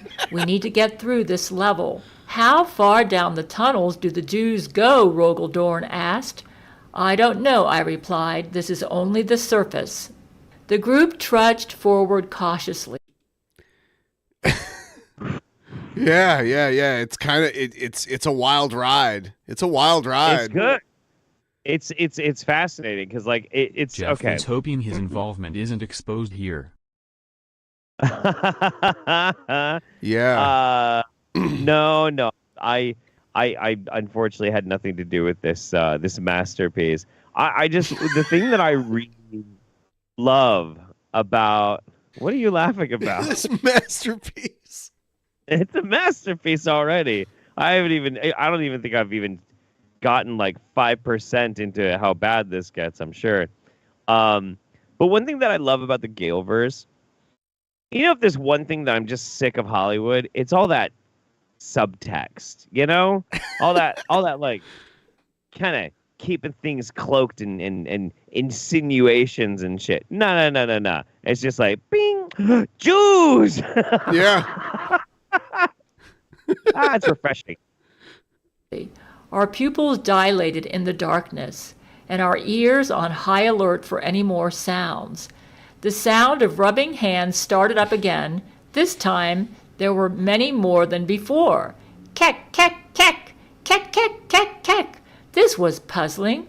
I know we had invaded their nest, but tunnel Jews normally avoid outsiders. This species only migrated underground to Jew in secret. Could they be rabid? Then again, rodents don't usually carry rabies. They're all over the place, Brad shuddered, his flashlight shaking as he darted it around to find them. Wait, do any of you guys have gold on you? I asked quickly. Watches, jewelry, anything. Please tell me none of you have any gold teeth. No, Rogel Dorn responded, then looked down at his hand. The only gold I have on me is my gold wedding ring. Ah! Oh, God, oh, Christ! Rogel, we yelled with fear.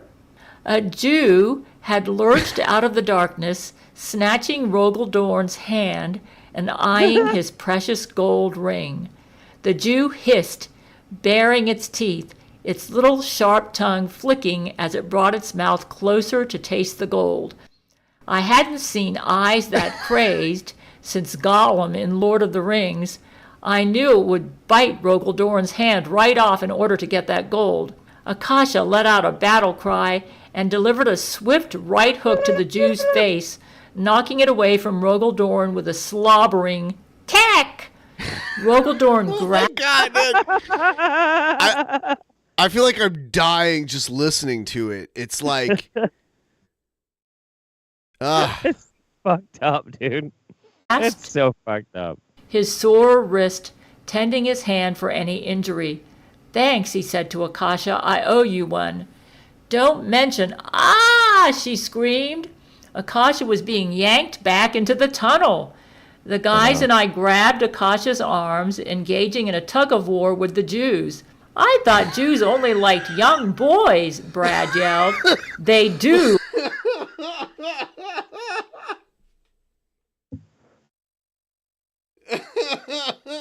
Oh no! Oh no! Oh no! Oh no! What the fuck, dude? Oh, this is bad. Well, proceed. I yelled back, Akasha, do you have any gold jewelry?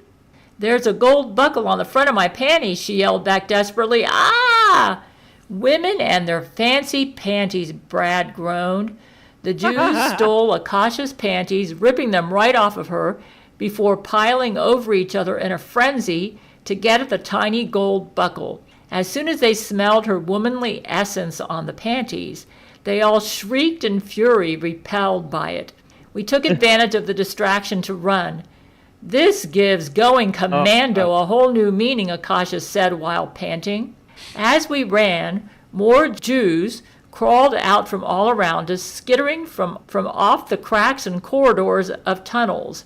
It was like a school of sharks that had tasted blood in the water. They were onto us now.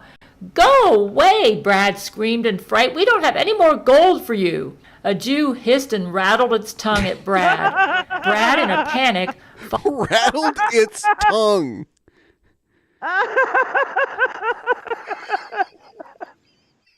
What the fuck?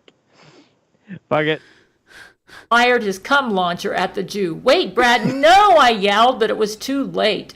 The powerful cum launcher blew a hole straight through the sewer line, causing an explosion of water to burst and rage out like a torrential waterfall. The water came at us in a massive wave, blowing us all down the tunnel. Whoa! We all yelled. Our bodies sailed down the tunnels as though we were on slides at a water park. We twirled and banged in the rapids, clutching our cum launchers. My stomach dropped as I felt the bottom of the tunnel give way beneath me. Bracing for impact, I held my breath. Whoosh! Splash! We had fallen into a deep cavern of water. Luckily, all of us could swim. I came to the surface and looked around me, trying to locate my team members. The heads of Brad, Rogaldorn, and Akasha all bobbed to the surface one by one. Is everyone okay? I asked. Gasping for breath and spurting water, the $25 tier patrons all responded in a mixture of murmured replies and nods. Alive but hungry, Brad said. We should have packed some snacks. I think it's the smell of that pizza, said Rogaldorn. Pizza? I asked. Here we go. They were right. The savory, mouth-watering aroma of delicious pizza wafted over our faces. It smelled like gooey mozzarella, pepperoni, and a freshly baked garlic parmesan crust. Are we underneath a pizza place? Akasha suggested. Ahead of us was a dry platform. I climbed out of the water onto the platform so that I could check my map. That's when I heard a new voice. The voice was deep with an accent like a California surfer dude. The tone also had a hint of a late 80s to early 90s vibe. Whoa, ho, excellent, the voice said. I banged on my wet flashlight to get it to light again, then shined it in front of me. To my horror, standing before me were 4 human-sized anthropomorphic reptiles. They appeared to have colored bandanas around their eyes, but were otherwise naked.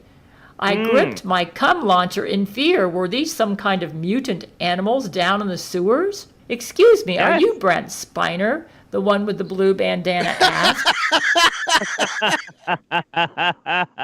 Are you TV's Dana? Yeah. Radical.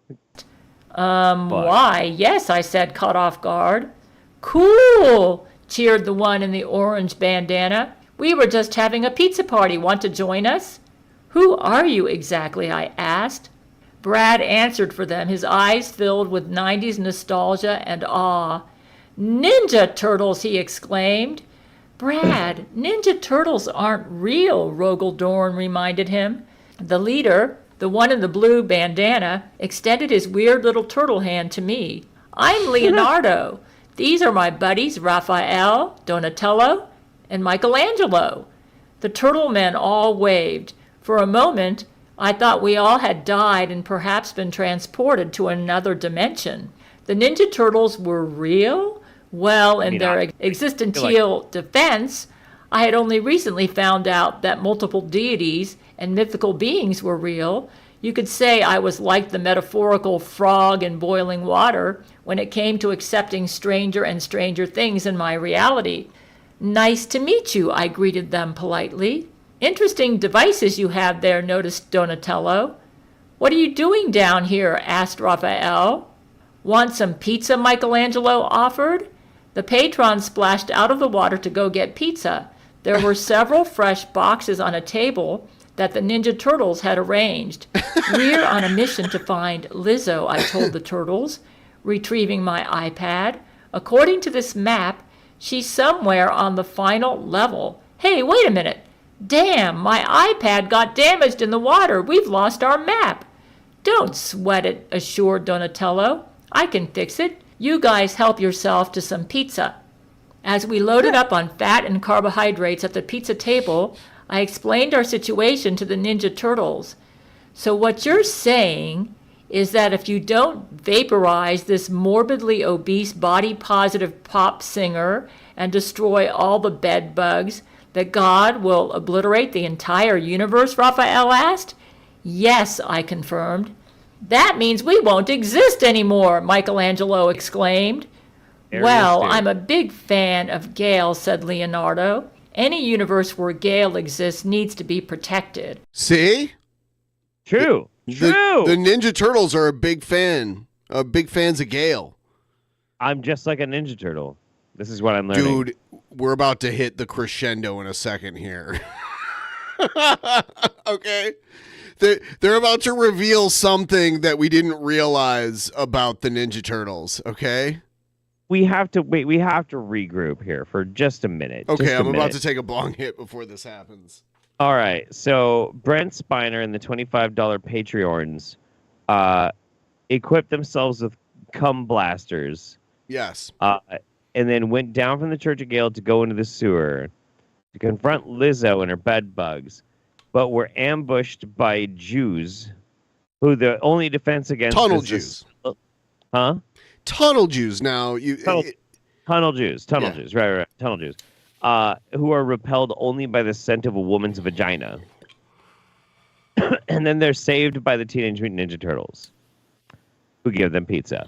Okay, I feel like I understand, and I feel like I can continue. I think I'm good. We'll help you in any way that we can. Donatello tossed me my iPad. All fixed, buddy. Thanks. What's with the water slide entrance for you guys anyway? Like, that was totally awesome. But there's a sewer door, you know, said Michelangelo. We were chased by Jews on level 1, Rogaldorn informed him. Jews, Leonardo shuddered. Tunnel Jews creep me out. And that's saying something coming from a turtle guy whose adopted dad was a giant rat.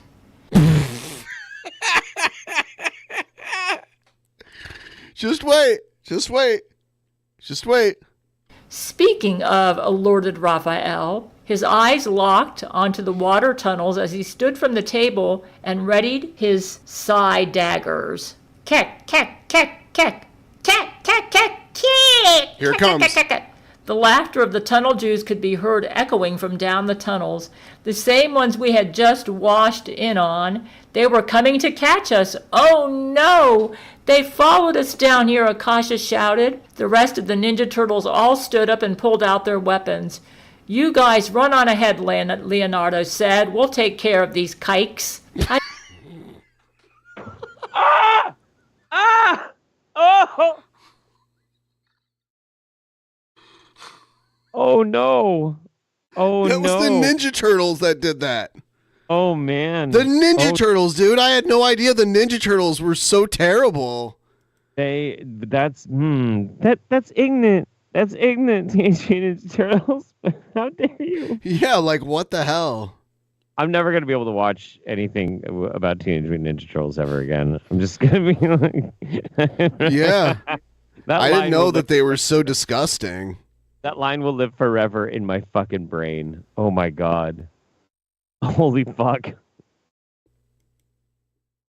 I can't thank you guys enough. How can we ever repay you? No need to thank us, Brent Spiner, said Michelangelo. Just tell Gail to make the Ninja Turtles a pizza sometime and put it on her cooking channel. Don't forget to put it on her special dining table, too, so it can be transported to us, Donatello reminded me. Great idea. I know my wife can make a mean Italian pizza from scratch. My childhood's ruined now. It's up there, man. It's up there. This is oof. The Jews began sliding down the tunnels and splashing into the pool of water behind us. They were laughing and hissing as they swam their way to our group, their bearded faces and kipahs bobbing up and down in the water.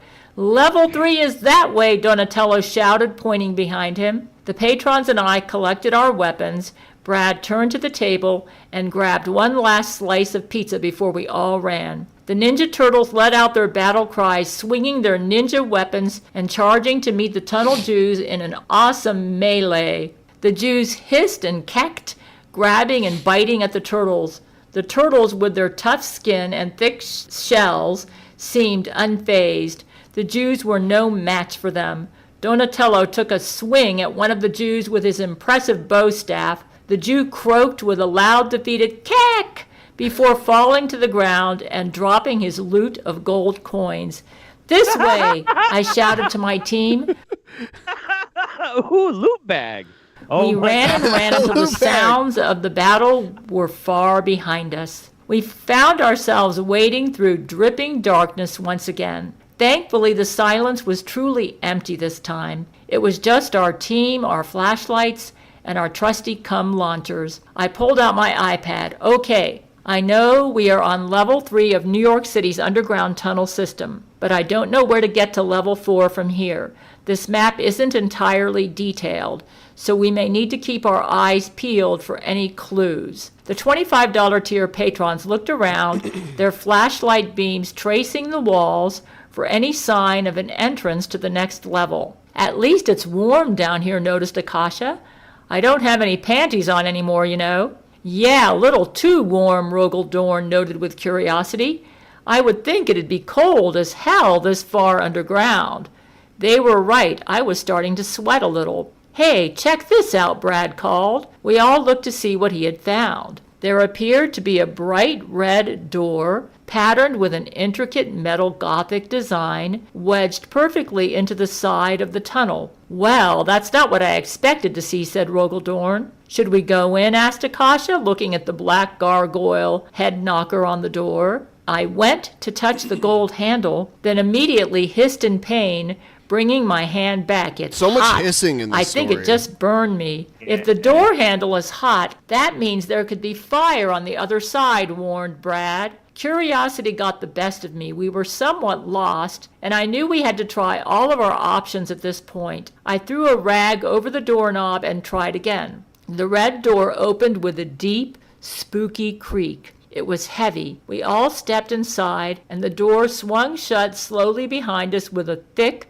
metal clunk. We found ourselves in a deep red room that was lit from top to bottom in firelight. Torches, candles, and dishes of fire were spread elaborately throughout. The room was practically on fire, and it sure felt that way too. Despite the excessive amount of flames, the room was otherwise quite naturally and beautifully adorned. It looked like a room of an old vintage mansion, with antique furniture and plush red seating. At the far end of the room was a massive fireplace with a tall armchair turned toward it. The flames blazed and danced, casting a long shadow behind the armchair. The armchair began to swivel and turn toward us. The figure seated in the chair looked surprised. "Hey," he said, "how did you guys get down here?" "Satan," we all said in unison. Satan was seated in the armchair in his beautiful... Yep. So Satan's there too. Yep. Adonis form. He was wearing a comfy red and black bathrobe and had a pair of tiny reading glasses on his face. A thick book was open in his lap. "I didn't hear you knock," he welcomed. "Come in, come in. I'll be was right back. just getting some reading done before your world ends." "Are we in hell right now?" Brad asked. "Part of it," Satan replied. "Does that mean we died?" Akasha worried. Satan rolled his eyes. "Oh, come on. As if dying is the only way to go to hell. Human minds are so black and white, you know." "Satan," I spoke up, "why haven't you evacuated with all the other mythical beings yet?" Satan tapped his foot, casually looking back into his book. "Psst. God says jump, and the angels say how high. Hey, I'll leave on my own time. He doesn't tell me what to do." "It's because of you that everyone has to evacuate in the first place," I said sternly. Satan flung his head back in exasperation. "Really, is it my fault again? Just because I'm the prince of evil? It doesn't make me your scapegoat for everything. Your world is coming to an end because it got infected. Not even I could piss off God so bad that he would destroy a whole universe." "Well, you're also the prince of lies, so how can we believe you?" Rogaldorn asked. "True, very true." Satan rose from his armchair and walked over to a massively tall wooden bookcase. He ran his delicate fingers along the backs of the books until coming to one in particular. Satan pulled the large leather-bound book from the shelf and gestured it toward us. "You can see for yourselves that I'm not making it up." The book was thick, floppy, and bound in a complex leather design that looked like swirling black snakes. The spine of the book was decorated with hooked metal claws, and there was a bright red apple engraved on the front cover. "The Book of Knowledge?" I asked to confirm. Akasha eyed the book in wonderment, tempted. "I don't know about this," Brad said. "Oh, come on. Your souls will be destroyed soon anyway. So neither you or I have anything to lose or gain at this point."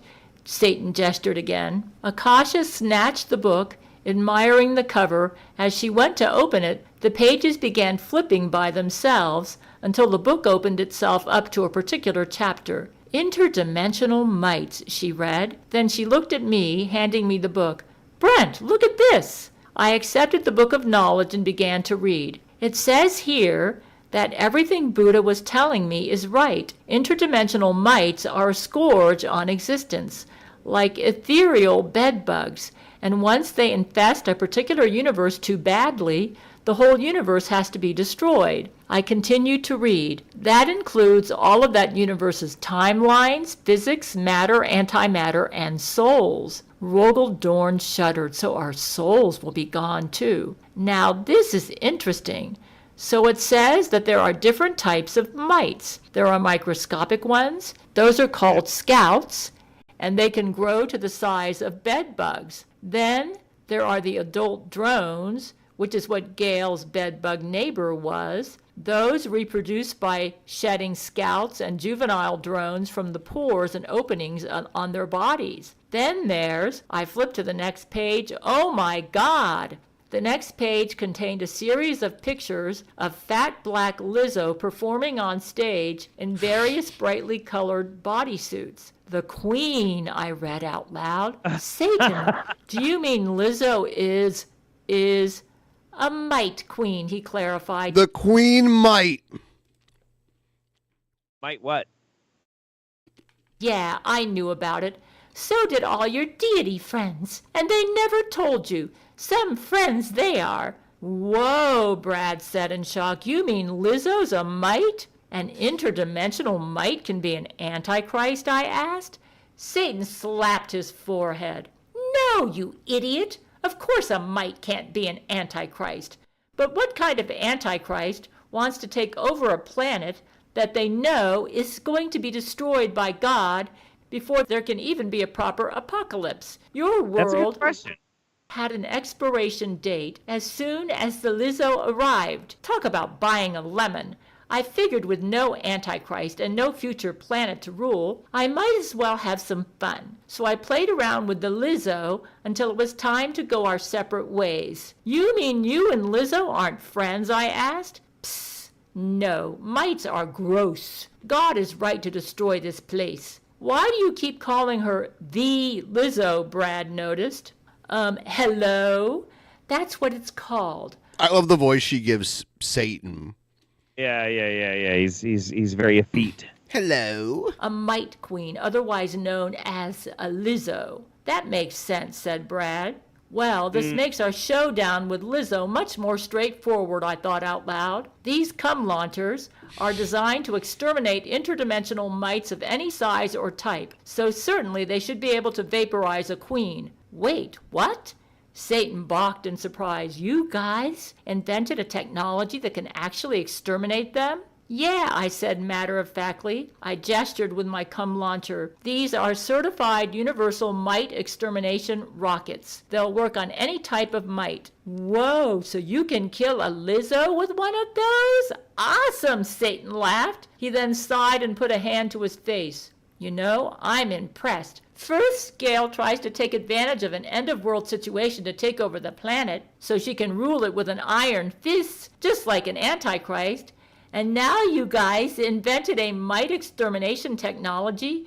No wonder this was Jesus' favorite Earth timeline. Well, I have to give credit where it's due. Our Sun Tzu automaton invented them using Gale Android technology. I figured humans aren't that smart. Thank you, Satan, for what it's worth. If you're trying to find the mite Lizzo, it's on level 4. Just head down the left corridor until you get to the end. Then you'll be right above its nest. Thanks for the tip. God's already erasing this universe as we speak, and we have no time to waste. So we'll get smoke while this is going on. So I'm gonna take the microphone and my headphones. I'm still here. Okay. I have to smoke a cigarette while this is going on. Okay. This is a lot. Be going now. Our group began to turn away. Wait! Satan stopped us. He tilted his head down like an innocent puppy and touched his 2 pointer fingers together. Say, Brent, would you mind if I joined you guys on this little mission of yours? This is all pretty cool. I've never seen mortals defeat a mite queen before. Uncertain, I glanced around at my group. After exchanging wishy-washy looks, we all kind of shrugged. I mean, I guess, I finally said, just no funny business, all right? Satan's eyes lit up like firelight. I promise, he said, throwing his hands up with gay delight. I removed the extra cum launcher from my bag and tossed it to Satan. Gay As delight. it would seem, even a fallen angel has... It really does speak, though. It really does speak to the character of both Brent Spiner and the Patreons, that they would be so inclusive to be like, oh, Prince of Darkness, you want to come with? Yeah, shit. Sure, Boy. I guess so. No power to defeat these mites. You'll need one of these. Satan bit his lower lip in a happy smile, and his eyes glistened as if he would cry. He seemed both genuinely touched and excited. Now this is fun. I didn't even have to join Gail's $25 tier Patreon membership to be Love the included in the plug. mission. I think I'll just have to stop by her next weekly Friday night hangout live on Discord for all $5 and up patrons, which runs from 7 p.m. to 10 p.m. Eastern Standard Time every Friday, to thank her in person myself. Come on, men, let's get a move on, I commanded, waving my hand and leading the way. We exited hell and were back in the tunnels. Darkness enveloped us once more. We walked by the light of our flashlights until we reached a tunnel that took us left, then continued straight ahead, clutching our cum launchers. Satan examined his cum launcher with This interest. story needs to be an off-Broadway play. Yeah, a musical? Oh my god. Oh my god. This whole epic needs to be sung, for sure. Been trained on how to use one yet, and was fiddling with the settings. Rogel Dorn instructed him, use this button to scan for mites, this one to lock on, and this one to fire. Just be careful while we're in these tunnels. There are so many microscopic mites crawling around in here, one blast could boom! Satan had accidentally fired his cum launcher. We all leapt to the ground to take cover as the walls shook and debris crumbled down from the ceiling. We were lucky the tunnel itself didn't collapse. Sorry, Satan said sheepishly. We got ourselves to our feet and dusted off. The cum launcher had blasted a deep hole into the bottom of the tunnel where we stood. Curious, we all peeked down inside it. What's down there, Brad wondered. I think we opened a secret level, Akasha suggested. Suddenly, like a Lovecraftian whack-a-mole straight out of our nightmares, a painted white face popped up from the hole with a smile. Who are you? We asked. The face grinned wide. It was a clown. Hey, can I interest anyone in some fresh popcorn? How about a nice cotton candy? Rogaldorn declined nervously. I just had some pizza earlier, and I'm watching my figure. The clown raised a white-gloved hand to reveal a swollen red balloon. With a gleam of his eyes and a sharp-toothed smile, the clown let go of the balloon and allowed it to hover up to our level. We all watched as the balloon rose hauntingly toward our group, then bounced and bobbed down the corridor where it disappeared. They float down here? Satan asked. Oh, they float, the clown assured with a hiss. They all float down here, Satan. How nice. I sure like the sound of that. On a primal impulse, Brad stepped in front of the hole and blasted his cum launcher straight into the clown's gaping maw, blowing him back to the netherworld he came from. Not today, Satan, Brad said. He then took Satan by the arm and dragged him away. We all made a silent agreement to not speak of this again and continued on our way. The journey progressed. After several minutes of treading through blackness, we finally made it to the end of the left corridor. In fact, we'd made it to a complete dead end. Where is it from here? I turned to ask Satan. He thought. There should be an entrance here somewhere. Our flashlight beams grazed the wall, searching for signs of an opening. We scanned the architecture of the room for ladders, doors, hatches, anything. I checked my iPad to confirm that we were indeed above the right spot. We were practically on top of the giant pink blob, indicating where the Lizzo There's a lot was. of Apple product placement in this. There is, yeah. She's probably cutting a nice check out of this. The ground began to vibrate. An earthquake, I thought? No, it was just the floor. Wait a minute. We all looked down with our flashlights. The floor was crawling with mites. Disgusting, Akasha gagged. Is that what's making the floor vibrate? Asked Rogaldorn. Satan explained. The mites use vibrating strings to move between dimensions. There are so many here now you can even feel it. Fascinating, said Brad. Of course, by the time an infestation is this bad, the amount of vibration in one spot can eat away at pieces of reality. Watch your... We had no time to react. The trembling intensified. We all reached out to grab for the walls as if that could stop the inevitable. But it was too late. The tunnel floor gave way beneath us, and we all went crashing down. Yelling and screaming, we fell through the floor. After a thankfully short fall, we each landed on a warm, hard, sticky surface down below. Coughing and groaning, we all slowly got to our feet. You guys okay? I called. What is this place? Akasha wondered. We beamed our flashlights around to investigate. We found ourselves in a deep cavern that was like something out of a science fiction horror film. It was humid and slightly misty. We need James Gunn to direct this. Yeah, absolutely. With long tendrils of sticky goo that trailed down. Color out of Gale. Nice. Yeah, I'm digging. Down from the walls and ceiling, but the ominous atmosphere was far from the most eerie detail. We were also surrounded by hundreds upon hundreds of round, soft objects the size of beach balls. They kind of resembled giant frog eggs. Rogaldorn shined his flashlight inside one of the eggs. A blobby form inside the egg immediately reacted to the light. It was fleshy, black, and fat. The form twisted around inside toward the light, revealing its face. It was a miniature version of Lizzo. Not a baby, not a midget, a whole entire Lizzo gestating inside this egg. Not a baby, not a midget, a whole entire Lizzo. A whole ass Lizzo. Egg. Rogaldorn had a panic attack. He screamed and began stomping the egg, smashing it to pieces, and then firing his cum launcher at it with a warm blast. He kept firing and firing and firing, long after the creature had already been fully vaporized. We grabbed him by his shoulders to make him stop, pulling him away from the egg, kicking and screaming. After a few moments, he finally calmed down, his chest heaving with burning adrenaline. So these are Lizzo's eggs, I asked Satan. Obviously, he answered. They're all Lizzo's. Akasha noted with confusion and fright. Satan elaborated for us once again. When an interdimensional mite infestation has reached critical mass, the Lizzo burrows deep underground to lay queen eggs. These eggs will travel between dimensions to be dispersed among other universes where they will each hatch into a Lizzo. And I just want to say Gail was vindicated because she had been saying Lizzo was causing trouble, and then Lizzo got canceled, and then even That's South true. Park picked up on it. That's true. That's very true. Yep.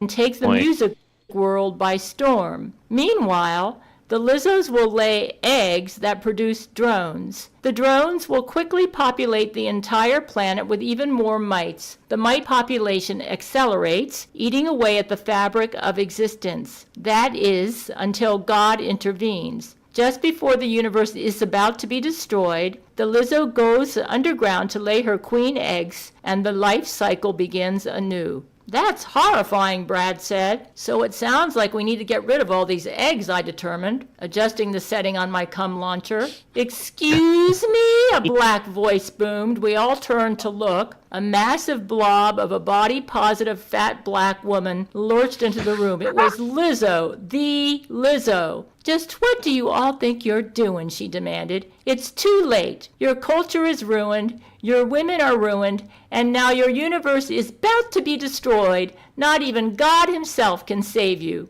Not so fast, Lizzo, I shouted, readying my cum launcher. Lizzo roared, and her fat, flabby arm reached out to slap the weapon right out of my arms. She was stronger and faster than I anticipated for such a fat monster. Ha ha ha ha, she cackled. I whipped out my wristwatch and shouted, Mecha Gale, activate! Awesome rock music played as the Mecha Gale suit materialized around me. As soon as I became fully suited, Awesome rock music played.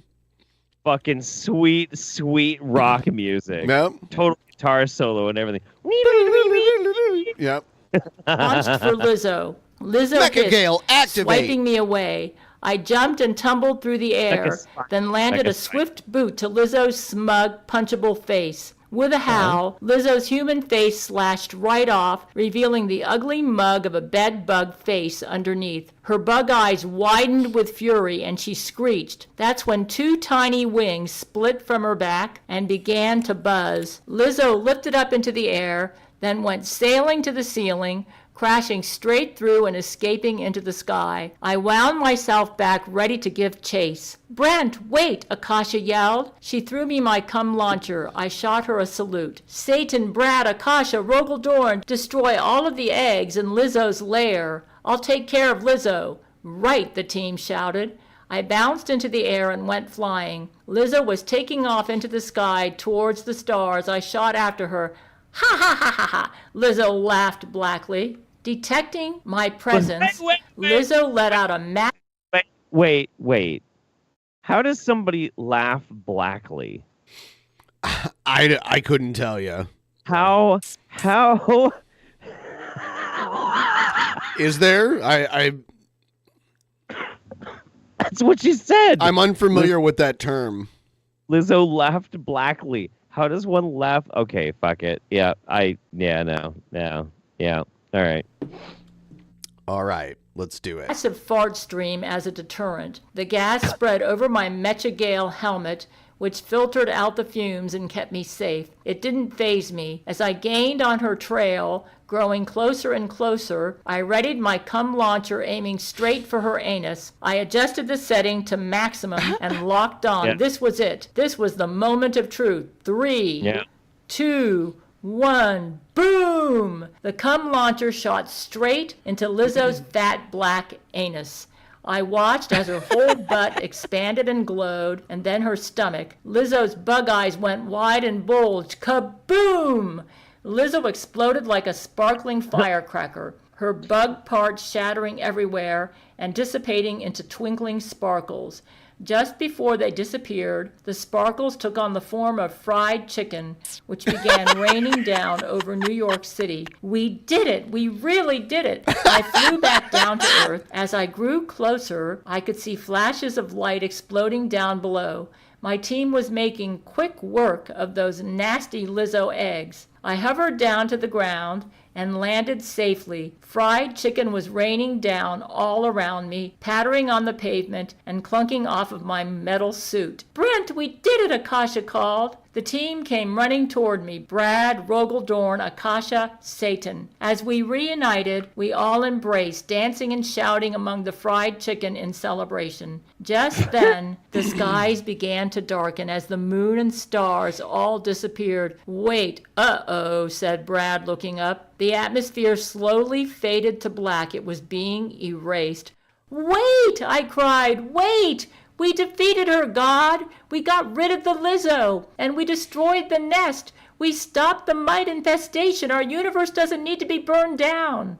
Thunder crackled, and the clouds swirled and churned. A giant hand reached out of the heavens and came gliding down toward me. I instinctively covered my head with my arms, bracing for impact, ready for my soul to be erased forever.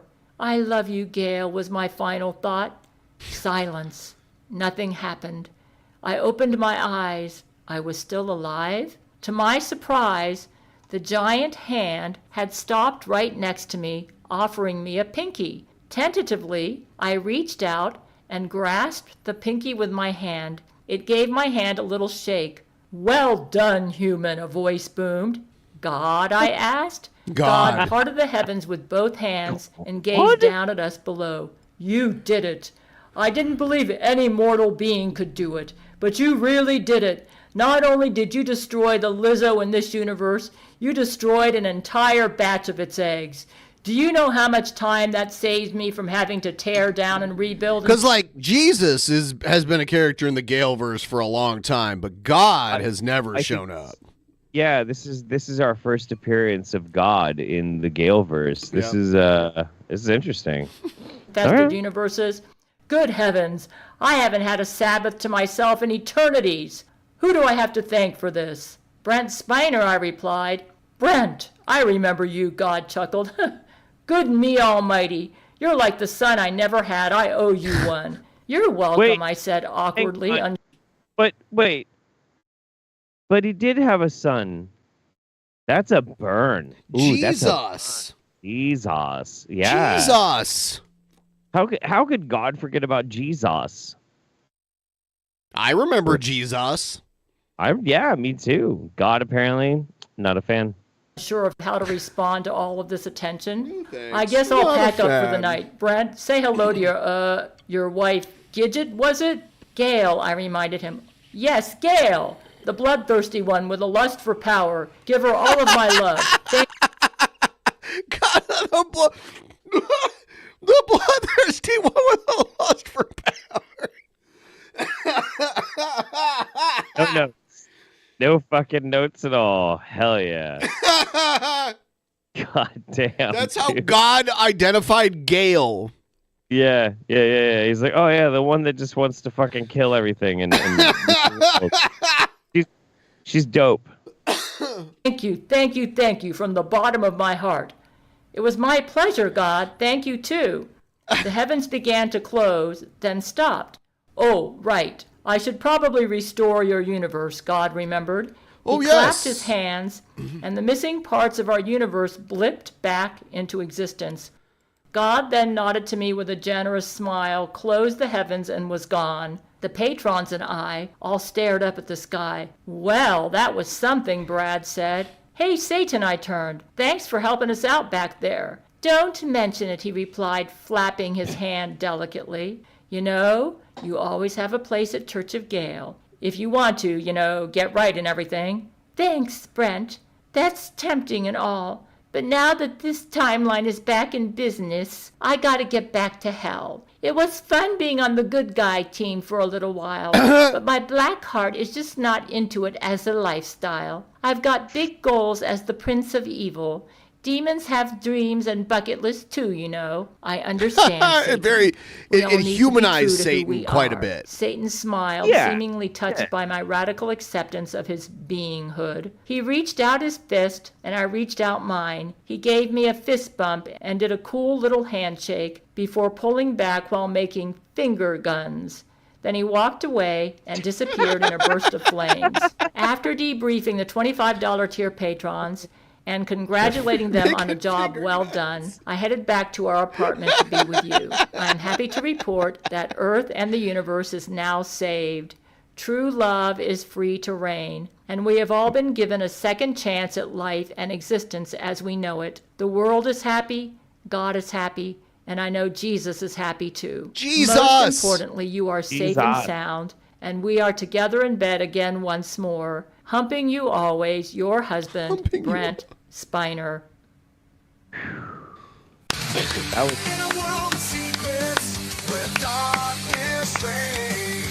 Oh my God. incredible.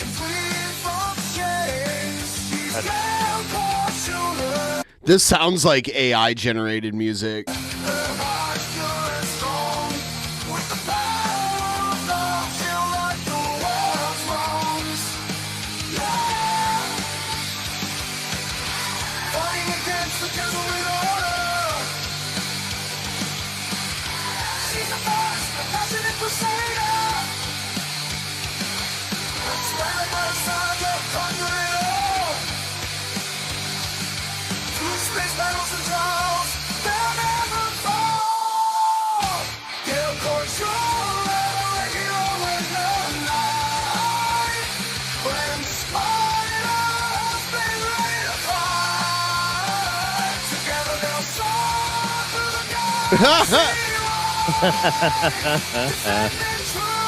God damn, dude.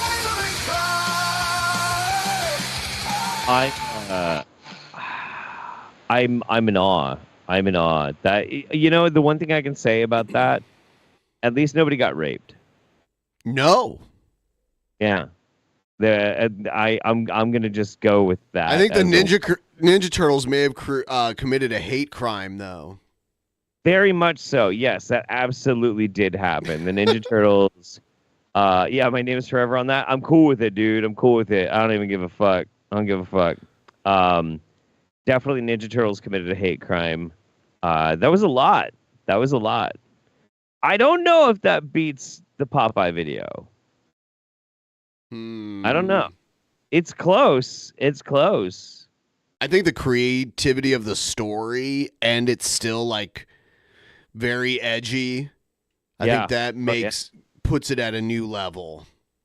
It's more epic than the Popeyes video, but I mean you got to remember that video ends with a massive group rape that is extremely racist. I mean that's a whole level that just I don't think it's been beat, and I don't know if it can. This is just a better story, and it's still like whoa, you know? Yeah.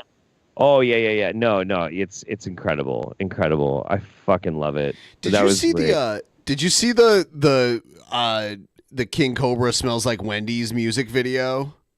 Yes, I did. It's fucking amazing. Yeah, and yeah.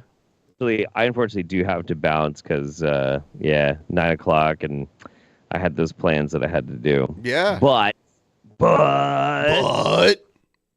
I will be seeing all of you guys again very, very soon. I'm glad to be back, DP fam. I missed all of you guys. It's always fun being on the show. Yeah. So thank you very much.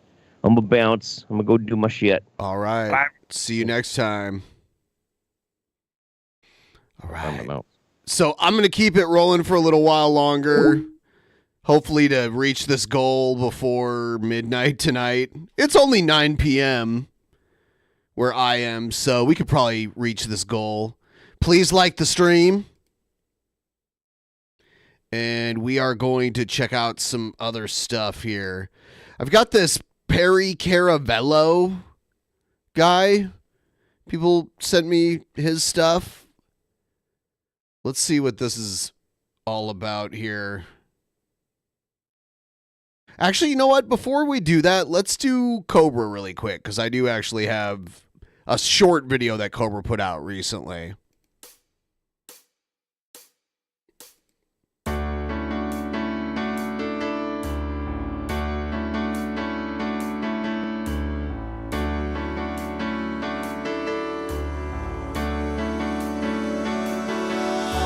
Somewhere in the world today, men have got to stand up strong, face the truth about themselves, to understand what went wrong. I know we can find a way. I know we can find a way. I know we can find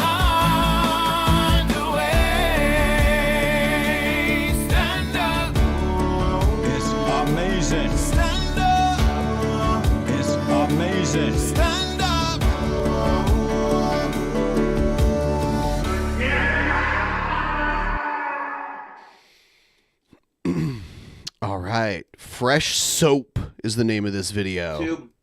I got a drink combo here. I combined the Prime Cherry Freeze with the Mango Peach Body Armor. He's been making the Paul brothers wealthy recently. A refreshing, soft drink. But I got a package of goodies from the Cool Cobras over at the Grondike Soap Company.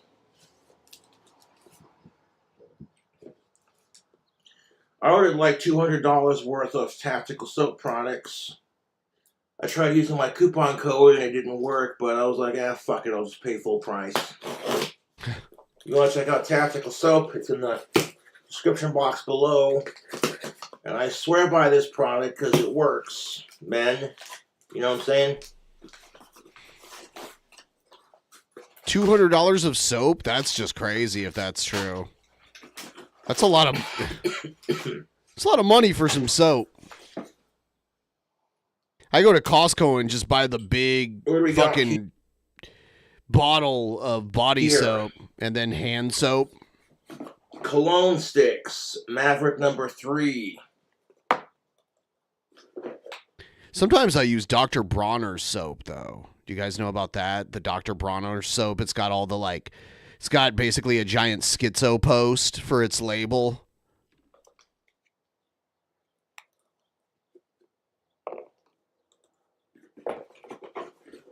God of War pheromone beard oil for making your beard nice and soft.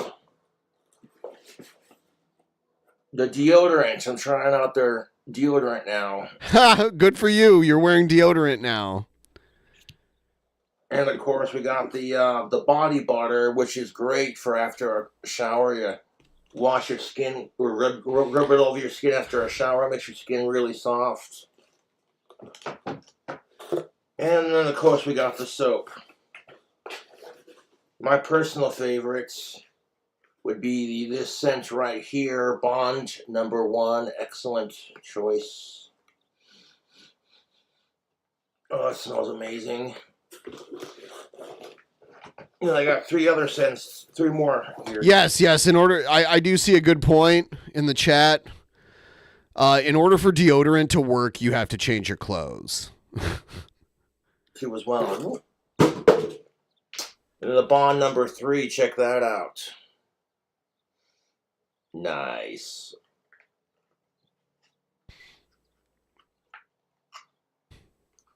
He doesn't need to get laid to know that tactical soap works.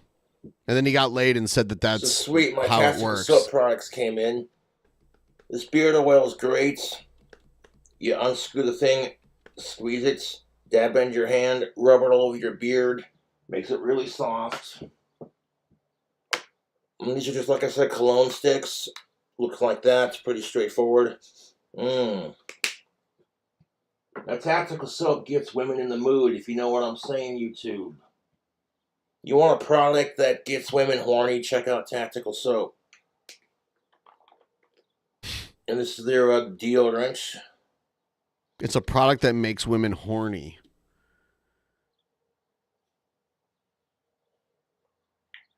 How do you open the deodorant?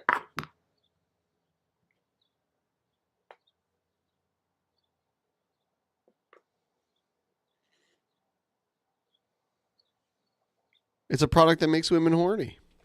That's what he said. There we go. Got the deodorant open. Don't need this piece.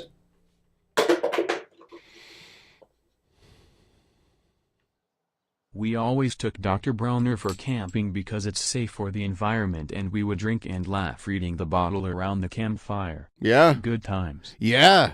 Man, I remember times like sitting on the toilet, like back before cell phones, when like a cell phone was just like an endless source of reading material. You know, back in the day, you'd take magazines and newspapers into the bathroom with you to read while you were sitting on the toilet. And one time I sat there and read the whole Dr. Bronner's soap bottle because it's just some crazy stuff on it. He was a crazy guy. He was institutionalized at one point. Couple of sweats in the old pits. Deodorant smells just like bone But he number one. Check escaped. that out. Beautiful. So I'm happy my soap products came in. But anyways, YouTube, thank you for watching. Check out Tactical Soap, and I'll catch you later. Catch you later. Check out Tactical Soap. I remember when he was only making like a couple pennies off of the Tactical Soap affiliate link. I don't understand why he loves it so much, but he is totally indoctrinated. Like, Tactical Soap is his religion. He loves Tactical Soap, and he will proselytize the gospel of Tactical Soap. All right, what is this guy? Perry, back off my wife, Scarlett. She's not your type anyway. She's alive and not on Pornhub. You know what? I'm pissed. Let's do this face to face, man. Look, Colin, if you have problems with your wife, that's your issues with your wife. She's not at my house, so I don't know what the fuck's going on with her. Okay? So don't tell me to back off of her. She contacts me when she contacts me. If and when she's here, that'll be if and when she's here. But other than that, I have nothing to say. I mean, she likes me, I like her, and she's done with your bullshit. Ciao.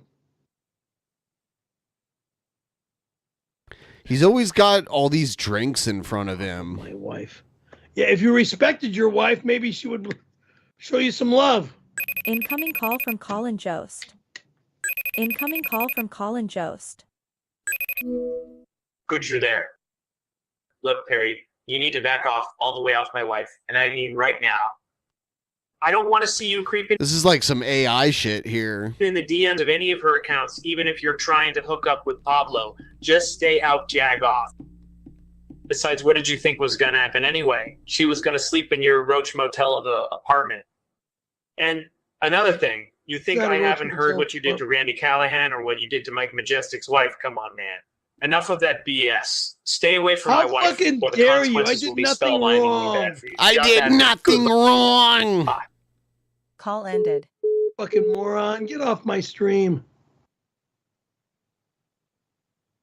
You're a fucking prick. That's why she wants to dump your ass. Mike Majestic's wife.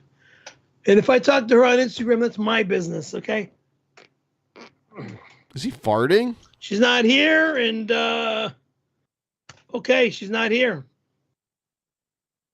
She didn't show up tonight, so next. Oh, shit. Perry, Scarlett is crazy. You couldn't handle her. She's nuts. All these Hollywood actresses are. Do yourself a favor and find a nice, real, regular woman. I'm a nut too, you nutcase. I'm crazy too, okay? So I think her craziness and my craziness are why we would be such a good match. I mean, okay, I'm going to tell you about another Thank you. So tell me, Scarlett, what do you look for in a man? Well, first of all, he needs to be into butt stuff. Oh, really? Yeah, one of my favorite things I love to do is pegging. Pegging? What's pegging? That's when I bend over my guy and bang him with a strap-on dildo. Are you out of your if I really want to fucking get mind? crazy, I'll make him ride the Alaskan pipeline. The Alaskan pipeline? What's that? That's when you freeze a turd rock hard, then use it on his ass like a sex toy. What? Oh my Rub it God. right on the prostate. That's crazy amazing. Yep, if you won't ride the Alaskan pipeline, you can't be my man. That audience laugh is so fake. You and Gina are both a couple of disgusting ass fucking weirdos. Ugh.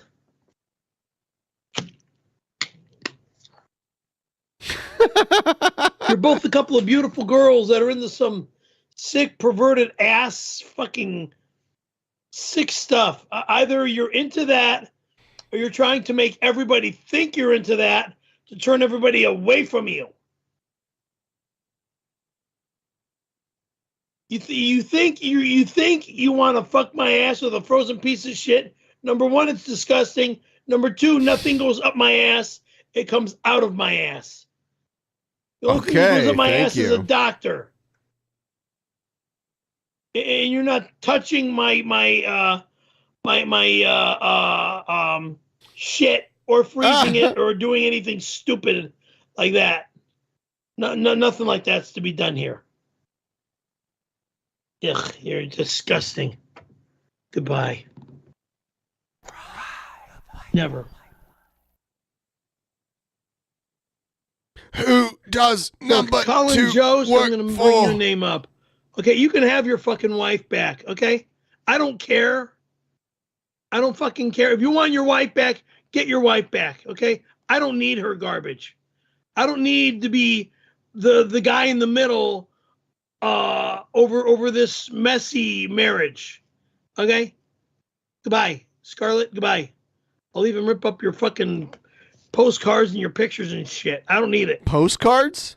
I'll respect Gina Carano and have her in my life.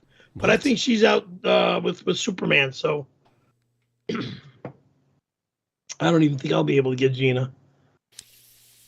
But if Gina wants me, she can have me. I'm sure she's into watching. some crazy weird stuff, but that crazy. I like his voice. That crazy weird He's got shit kind of a cool is voice. just out there. But I hope to God she's not in the stupid frozen turd garbage, like the remark you made. God Almighty, I've never heard anything like that. That's just plain outright disgusting. Why would you want to take a frozen turd and shove it up somebody's ass? And by the way I've been shitting lately, my shit is too soft and too gross to even try to turn it into a fucking freeze it or anything like that. Freeze it? You Is can't that freeze like a frozen cheese it? My shit, because it's impossible. A freeze it. I have stomach issues, and my stomach is more diarrhea and soft crap. Perry, sweetie, why aren't you being festive and shooting off the confetti cannons? I thought this was a New Year's stream. Don't you want to fuck me? It already went off. You see the confetti behind me and over there and on the floor and shit? It's already been shoved out. It already went off.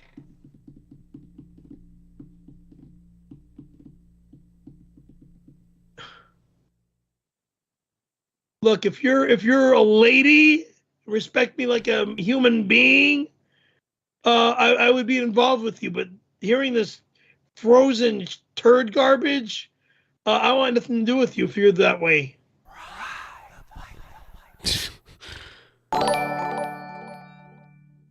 Coming over to give you a ride on the Alaskan pipeline, but we're gonna change the name to Dirty Francis. It's Scarlett because Johansson. that's your name, Francis. You're not allowed here. Call me Francis again, bitch. You're not allowed here. Fucking, the name is not Francis. We're so close, by the way. Do us a favor. Let's get to 90%. Let's keep this stream rolling. I'll put in the time. Just feel free to throw in and start the tip train to get this stream rolling and get the goal tonight. Thank you so much. You fuck! It's Perry! Frank! F-R-A-N-K! What do we need? So 900 total is 100% of the goal. We're at 761.93 right now. So we're almost 85%. We're close. Caravello! Fucking idiot. I'm coming over and your name's Francis.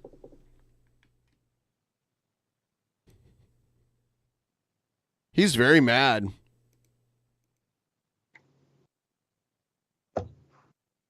And you're not doing any of your sick frozen shit fucking garbage to me ever either. And Scarlett, you didn't show up tonight, but after that disgusting remark you made on my stream, I don't ever want you showing up. You have a big... All right, so we got Hell's Only pledging 75. So to help close off the goal tonight. So that we have a commitment of 75 to finish off the goal. If there's anyone else out there that wants to contribute to that. Disgusting way about yourself. You better Just apologize. throw it in and we'll start a tip train. Or we're done. I'll go back to Gina. This shit again. So So tell me, Scarlett, what do you look for in a man? Well, first of all, he needs to be into butt stuff. Look at the look on his face. Yeah, one of my favorite things I love to do Oh, is please. pegging. It feels like he's acting to me. Pegging? That's when I bend over my guy Yes, and bang him Streamlabs with is the a way to do strap-on it. Thank dildo. you. And if I I really want would to get never crazy, I'll make think him of that ride ever the being on a Alaskan TV pipeline. show. The Alaskan pipeline, what's that? That's when you freeze a turd rock hard, then use it on his ass like a sex toy. What? That is gross. On the prostate. That's She's like, crazy amazing. That is gross. Yep, if you won't ride the Alaskan That would never, pipeline, ever, you can't ever, be my ever, man. ever be done with me. That would never be done with me. I would never allow anything like that. And those words you said on the Kelly Clarkson show, I don't ever want those words ever used in my home or on my stream. He's so ever offended again. by it. Ugh. Ugh. Ugh. Ugh. I don't know why you got to even talk like that or be into that. We've had him on Troll or Not a Troll. But I mean, how could Kelly Clarkson allow something gross like that live on her show? Does he think that's real, though? He has to be acting, because that did not look real. That obviously was fake. I mean, that might be a recorded show, but I don't know if they even put that out on in public, because for real, I would never allow that, and will never allow that ever to happen to me ever in life. But the folks that love me, thank you very much for loving me, especially those girls that shocked me with some surprising stuff. Thank you, thank you, thank you. But not this girl that shocks me with Interesting. I want to shove a frozen turd up this guy's ass. You are sick. I am so shocked by this woman even making that remark. Ugh. And you work for Marvel Entertainment, and you're the Black Widow? Yep. And With she a likes remark to. like that, you're nothing more than a big. She likes to fucking peg men firm with black frozen turd. poop. Frozen! You sick, perverted psychopath! Oh! Good night. Ciao. Over and out. Perry, you got pretty good energy. Why do you say we do a couple hours after hours and just shoot the shit? Good night. Good night. I have no energy. He's got Ciao. pretty good energy. What does he have, like a producer? Yep, Does he have goodbye, everybody. handlers? This is the end. Does he have handlers like Chris Chan? Here, ciao!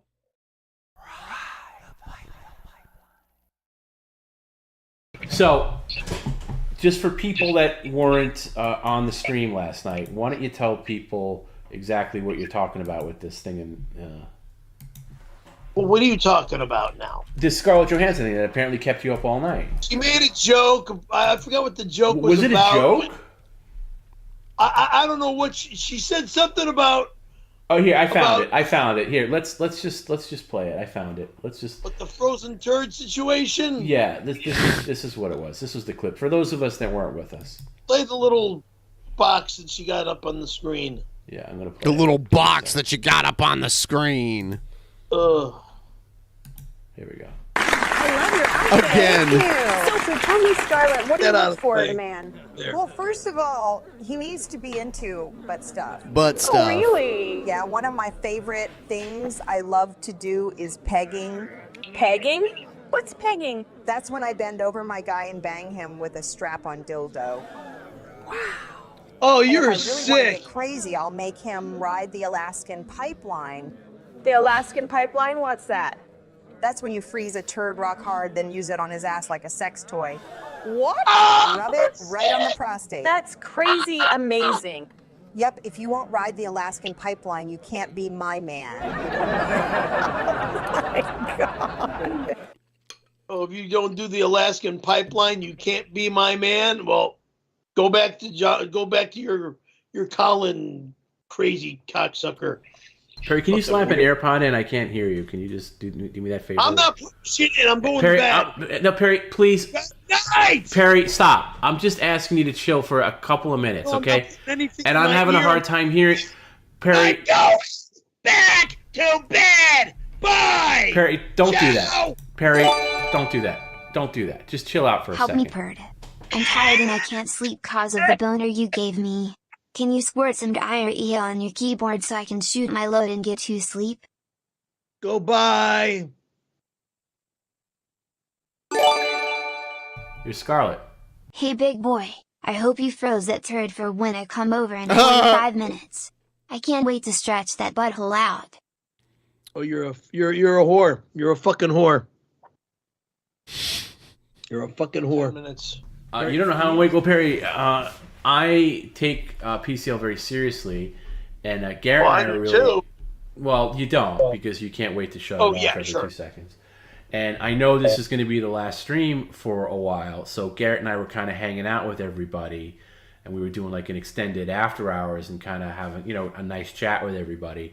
And then the conversation veered toward, hey, what's Perry doing? It's kind of early. Perry's an early bird. Let's see if he's up. Lo and behold, you were. I didn't realize it was because you couldn't sleep. I thought you had maybe gotten a full night. I couldn't sleep at all. That Yes! All right, Justin Buckner dropped a 52. Hell's Only drops his 75, and then we're like so close. Then we just have to cap it off. Thank you so much, Justin Buckner. I appreciate it.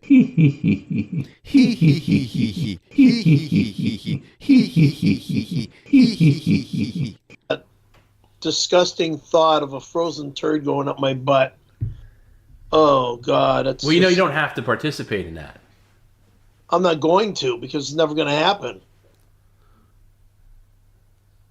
Sick psychopath. I tried to sleep, just couldn't. It's just that the fear of that fucking frozen turd wrapped in saran wrap, trying to shove it up my ass. Is that what? Oh, God. Did she say saran wrap specifically? It's saran wrap, yeah, because it feels like a condom. Okay, a condom is Now rubber, said saran 2 wrap bars is of rubber. tactical soap So, make it a Casper pipeline. 2 bars of tactical soap. I just can't get it out of my head. Oh, Scarlet, you sick bitch. Oh my God, that's just the scariest thought. A nice firm, stiff turd. Stiff turd. A stiff turd. That was entertaining. I enjoyed that. I thought that was funny. Fucking Casper. Baby doll. How do you do? I can't even figure that word. She's doing- I know that's not even how you do it. She's doing like gang signs with her hands. Oh, great Scott. Oh, where are you from? You got Jade. Bitch, you got Jade and you got Jadeite. Can you pick or choose? No, you can't. Jadeite. This ring has never come off except for surgical procedures only. Let that be known. It looks like it's gonna like make her finger fall off. Garnet, jadeite. I think this might be glass, and it also has a chip in it too. But it's still.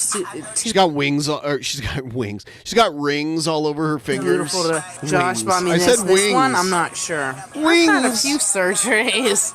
No flamingos.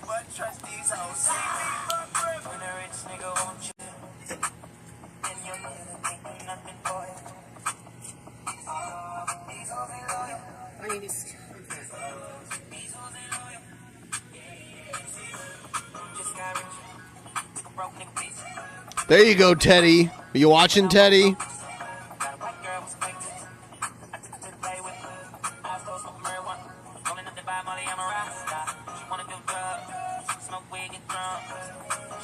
Why does she dance like this?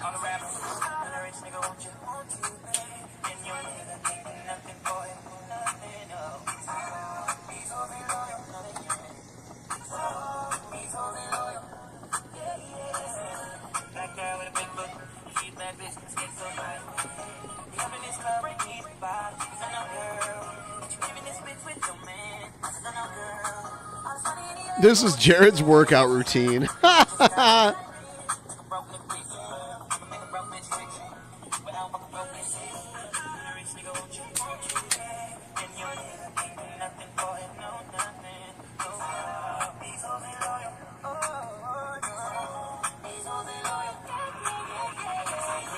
I like it at this speed.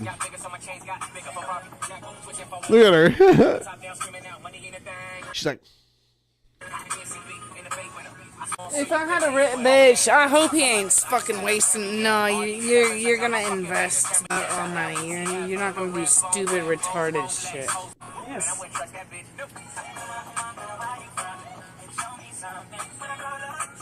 The surgery cut into my fucking cooter. did you say the surgery to cut into her cooter?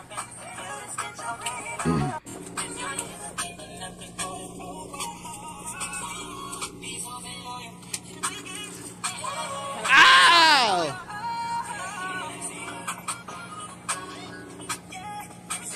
That was, gross. Gross!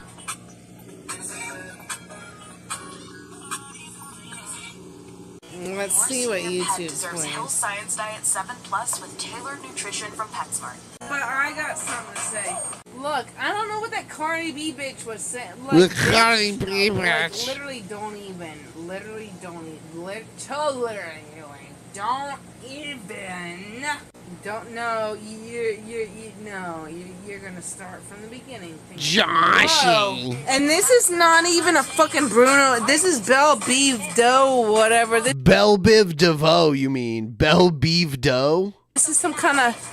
Look, I know I've already heard this song today, and I was like, what? I was like, this is not supposed to be Bruno Mars. The last time I played this on my Twitch, I was like, this is not Bruno Mars. It's a fucking remix. I know I'm not fucking retarded. Do not ever treat me as retarded. I'll fucking slam you so hard. Oh my god. Y'all motherfuckers want to take someone else's credit and put. Yeah, but I digress. But I digress.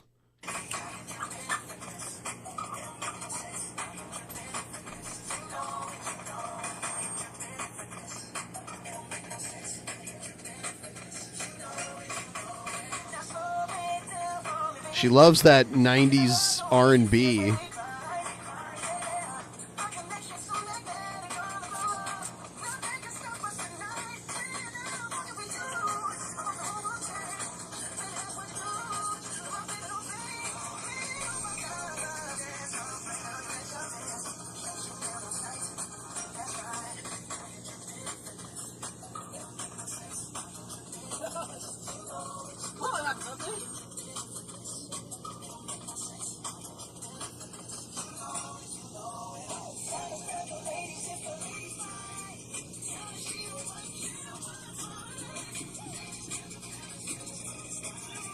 Lessons of the day.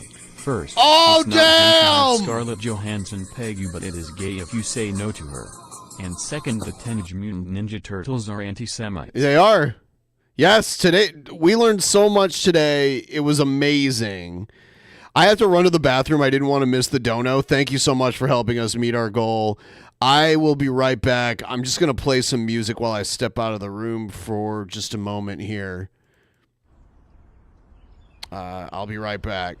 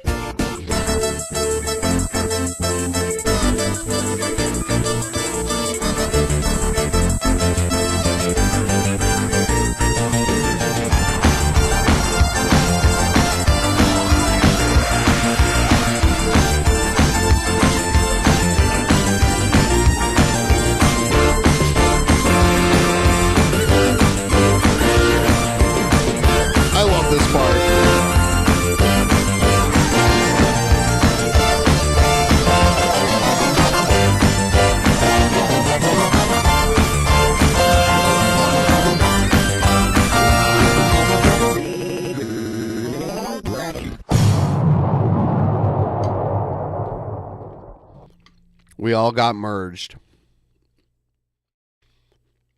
I haven't seen a Chris Chan live stream in a while. I wonder if they're still doing them.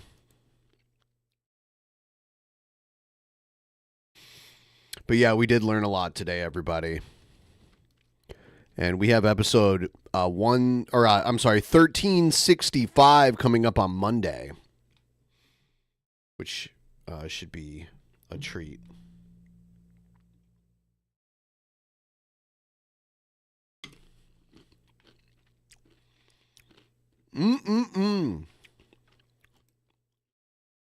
No. Chris Chan didn't even go to prison. Chris Chan was in jail. Because Chris Chan was never even actually, like, tried or convicted of anything. They were, like, awaiting trial, then there was, like, mental evaluations and shit. And then the charges just got thrown out.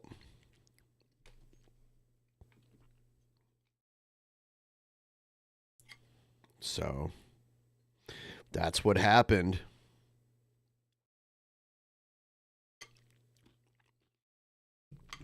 Oh, yeah?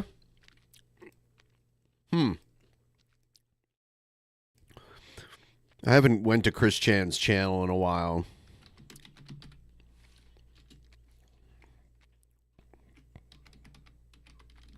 I wonder if they'll go to the Everfree convention in Bellevue. Oh, no! Hold on.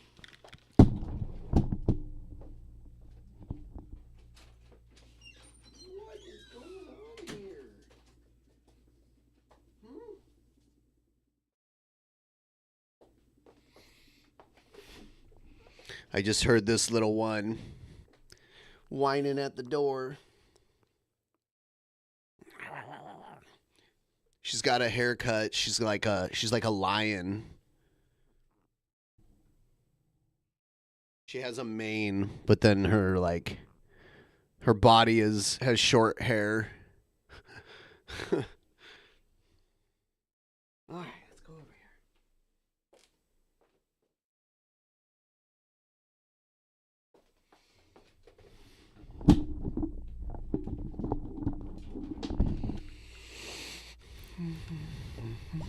here. All right. Back. Poopy. Oh, God.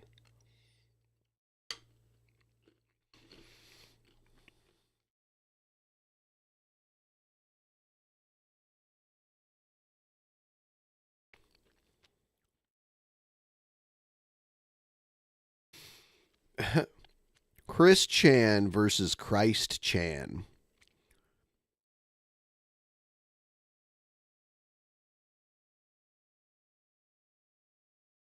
Yeah, there's no live streams on Chris Chan's channel going back 3 months. So I'm not sure. I did an AI of Billy's Pinwheel song.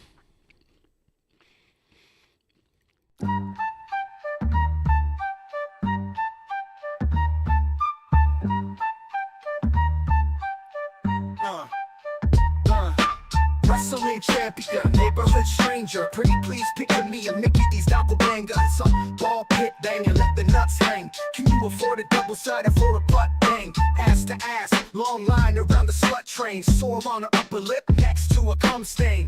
It's a fun game, squeeze till the big squeal. Inset your fist then, do it like a pinwheel. When I think of broad water, I shower with cold water. Spin her on my finger like a Harlem Globetrotter. Oh bother, I'm like poo in a honey pot. Do her where she move, then I end with the money shot. Funny thought, she gonna spin like a pinwheel. Rolling with McFarland, yo, you know that's a big deal. Get real, nah baby, get the plunger. After party starts at the Mickey D's dumpster. Get dumber, this'll be hella awkward. Put you on my fist, spin you like a helicopter. Tell the doctor, if you start to get busy, just don't interrupt me when I start It's to not get busy. Bell If you Bib start to DeVoe, get no. busy, I'm gonna call Ronnie Mac, she's a hypochondriac. Toss her in a body bag, it's a party man. Do her like a lot of coke, pinwheel spinning. I'm sorry, your vagina broke. Stop, hold up, stand still. Fist up your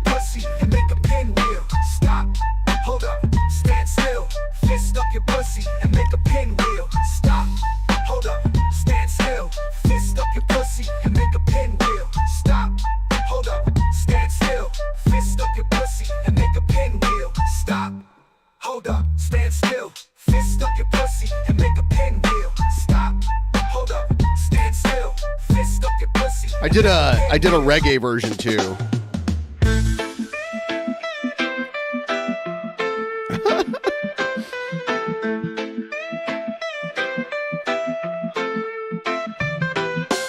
Wrestling champion, neighborhood stranger. Pretty please picture me and Mickey D's doppelganger. It's a ball bit banging, let the nuts hang. Can you afford a double-sider for a butt bang? Ass to ass, long line around the slut train. Sore on her upper lip next to a cum stain.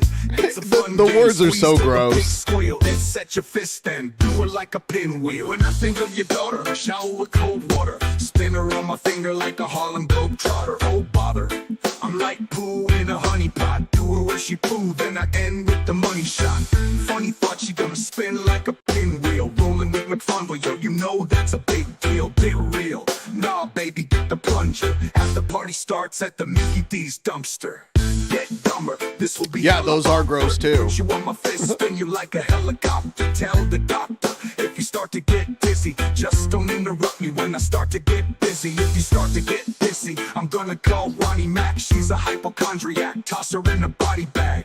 It's a party, man, do it like a line of coke. Pinwheel spinning, I'm sorry, your vagina broke. Stop, hold up, stand still, fist up your pussy and make a pinwheel. Stop, hold up, stand still, fist up your pussy and make a pinwheel. Stop, hold up, stand still, fist up your pussy and make a pinwheel. Stop, hold up, stand still. It's got a good fist up vibe your to pussy it. and make a pinwheel.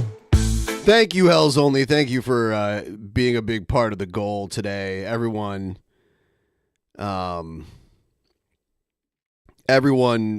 contributed quite a bit. Yeah, and when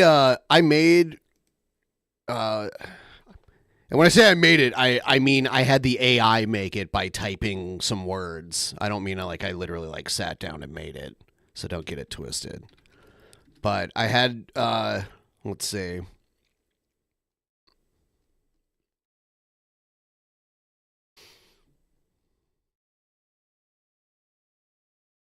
Some of them I wrote the lyrics to, and sometimes I just auto-generated lyrics just to see what it would come up with.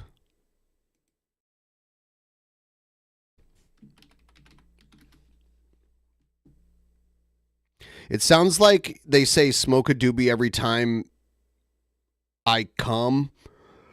And I don't know why it sounds like he's saying come, but it does.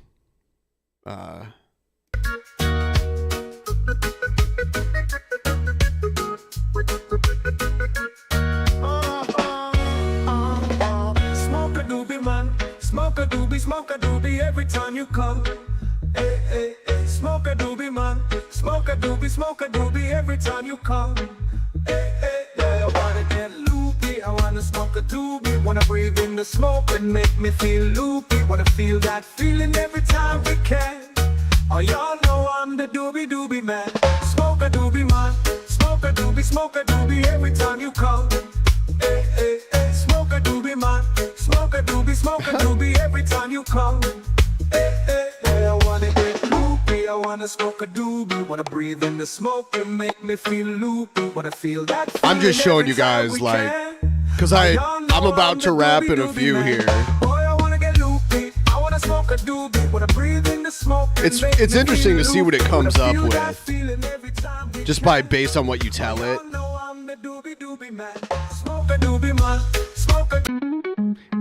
It put in a really cool guitar solo.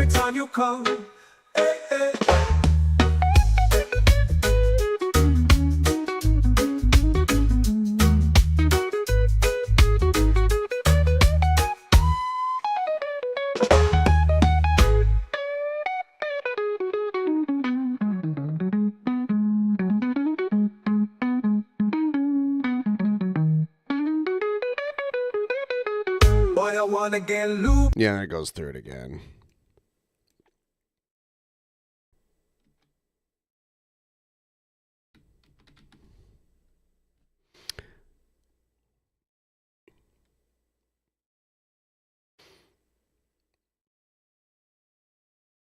I tried to make I tried to make like some more Nine Inch Nails sounding stuff, but it wasn't quite there.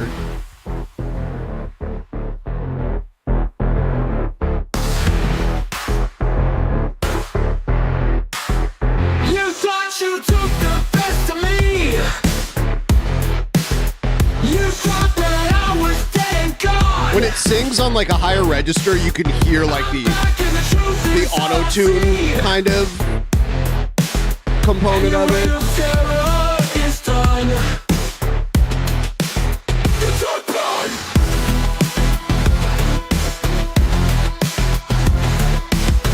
Kendell AI rap album. You're always driving me away. Bury me in a shallow grave. This is your very final day. I even typed in the name I typed in Reznor vocals. You can't use like full names, but I use like Reznor vocals. Oh. You should know that I just won't behave. I'm alive. You know that you should not test me. I'm alive. It's time to meet your destiny. I'm alive. You thought you had the upper JRC3. I'm alive. I'm no longer meeting your demands. It has kind of a Nine Inch Nails vibe to it. It's your blood. It's your blood. I have no idea what it's saying right there. You're always driving me away. Bury me in a shallow grave. Yeah, it's like This is your very final day. You should know that I just won't behave. I'm alive. You know that you should not test me. I'm alive. It's time to reach your destiny. that weird vocal harmony. I don't really like I'm that. alive. You thought you had the upper hand. I'm alive. I'm no longer meeting your demands. I'm alive.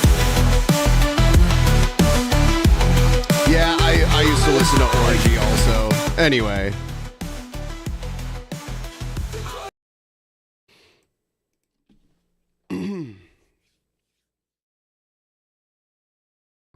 So, wow, what a show. And Pimp Monk got had some health issues and couldn't make it, and Jeff came in last minute.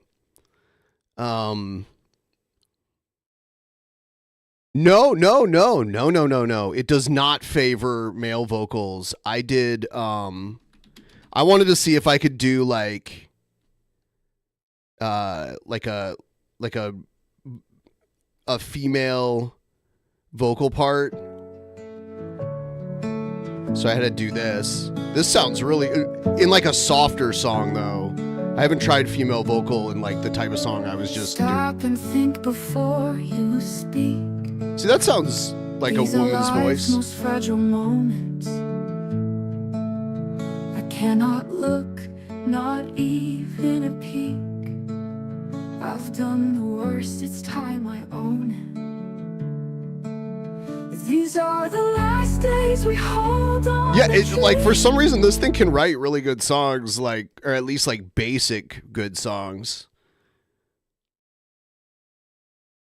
And I can be like, put a cello in it, and it'll put a cello in it, or like put a guitar solo in it, and you can like put it where you want it, like structure it however you want it. Cobra needs an AI collab. I don't think he'd use it. It's still not like good enough to write like legit music that you would put out there, at least in my opinion.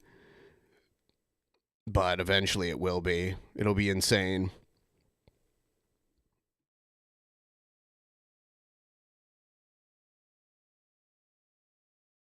Yeah, sometimes I have to tell it to dumb it down. Like it'll get too busy with things, and I'll put like simple in the description. I don't know if it helps.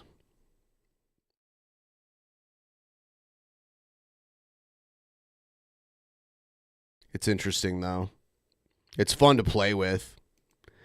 I could see how someone like trying to write songs could use it as a tool to come up with ideas.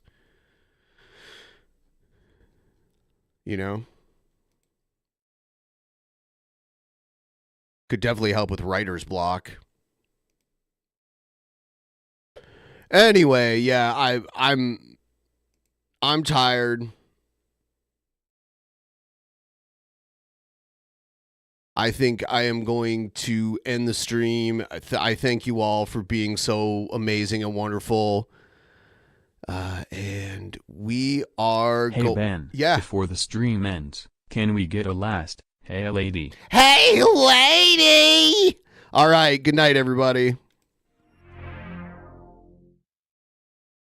In the beginning, there was nothing.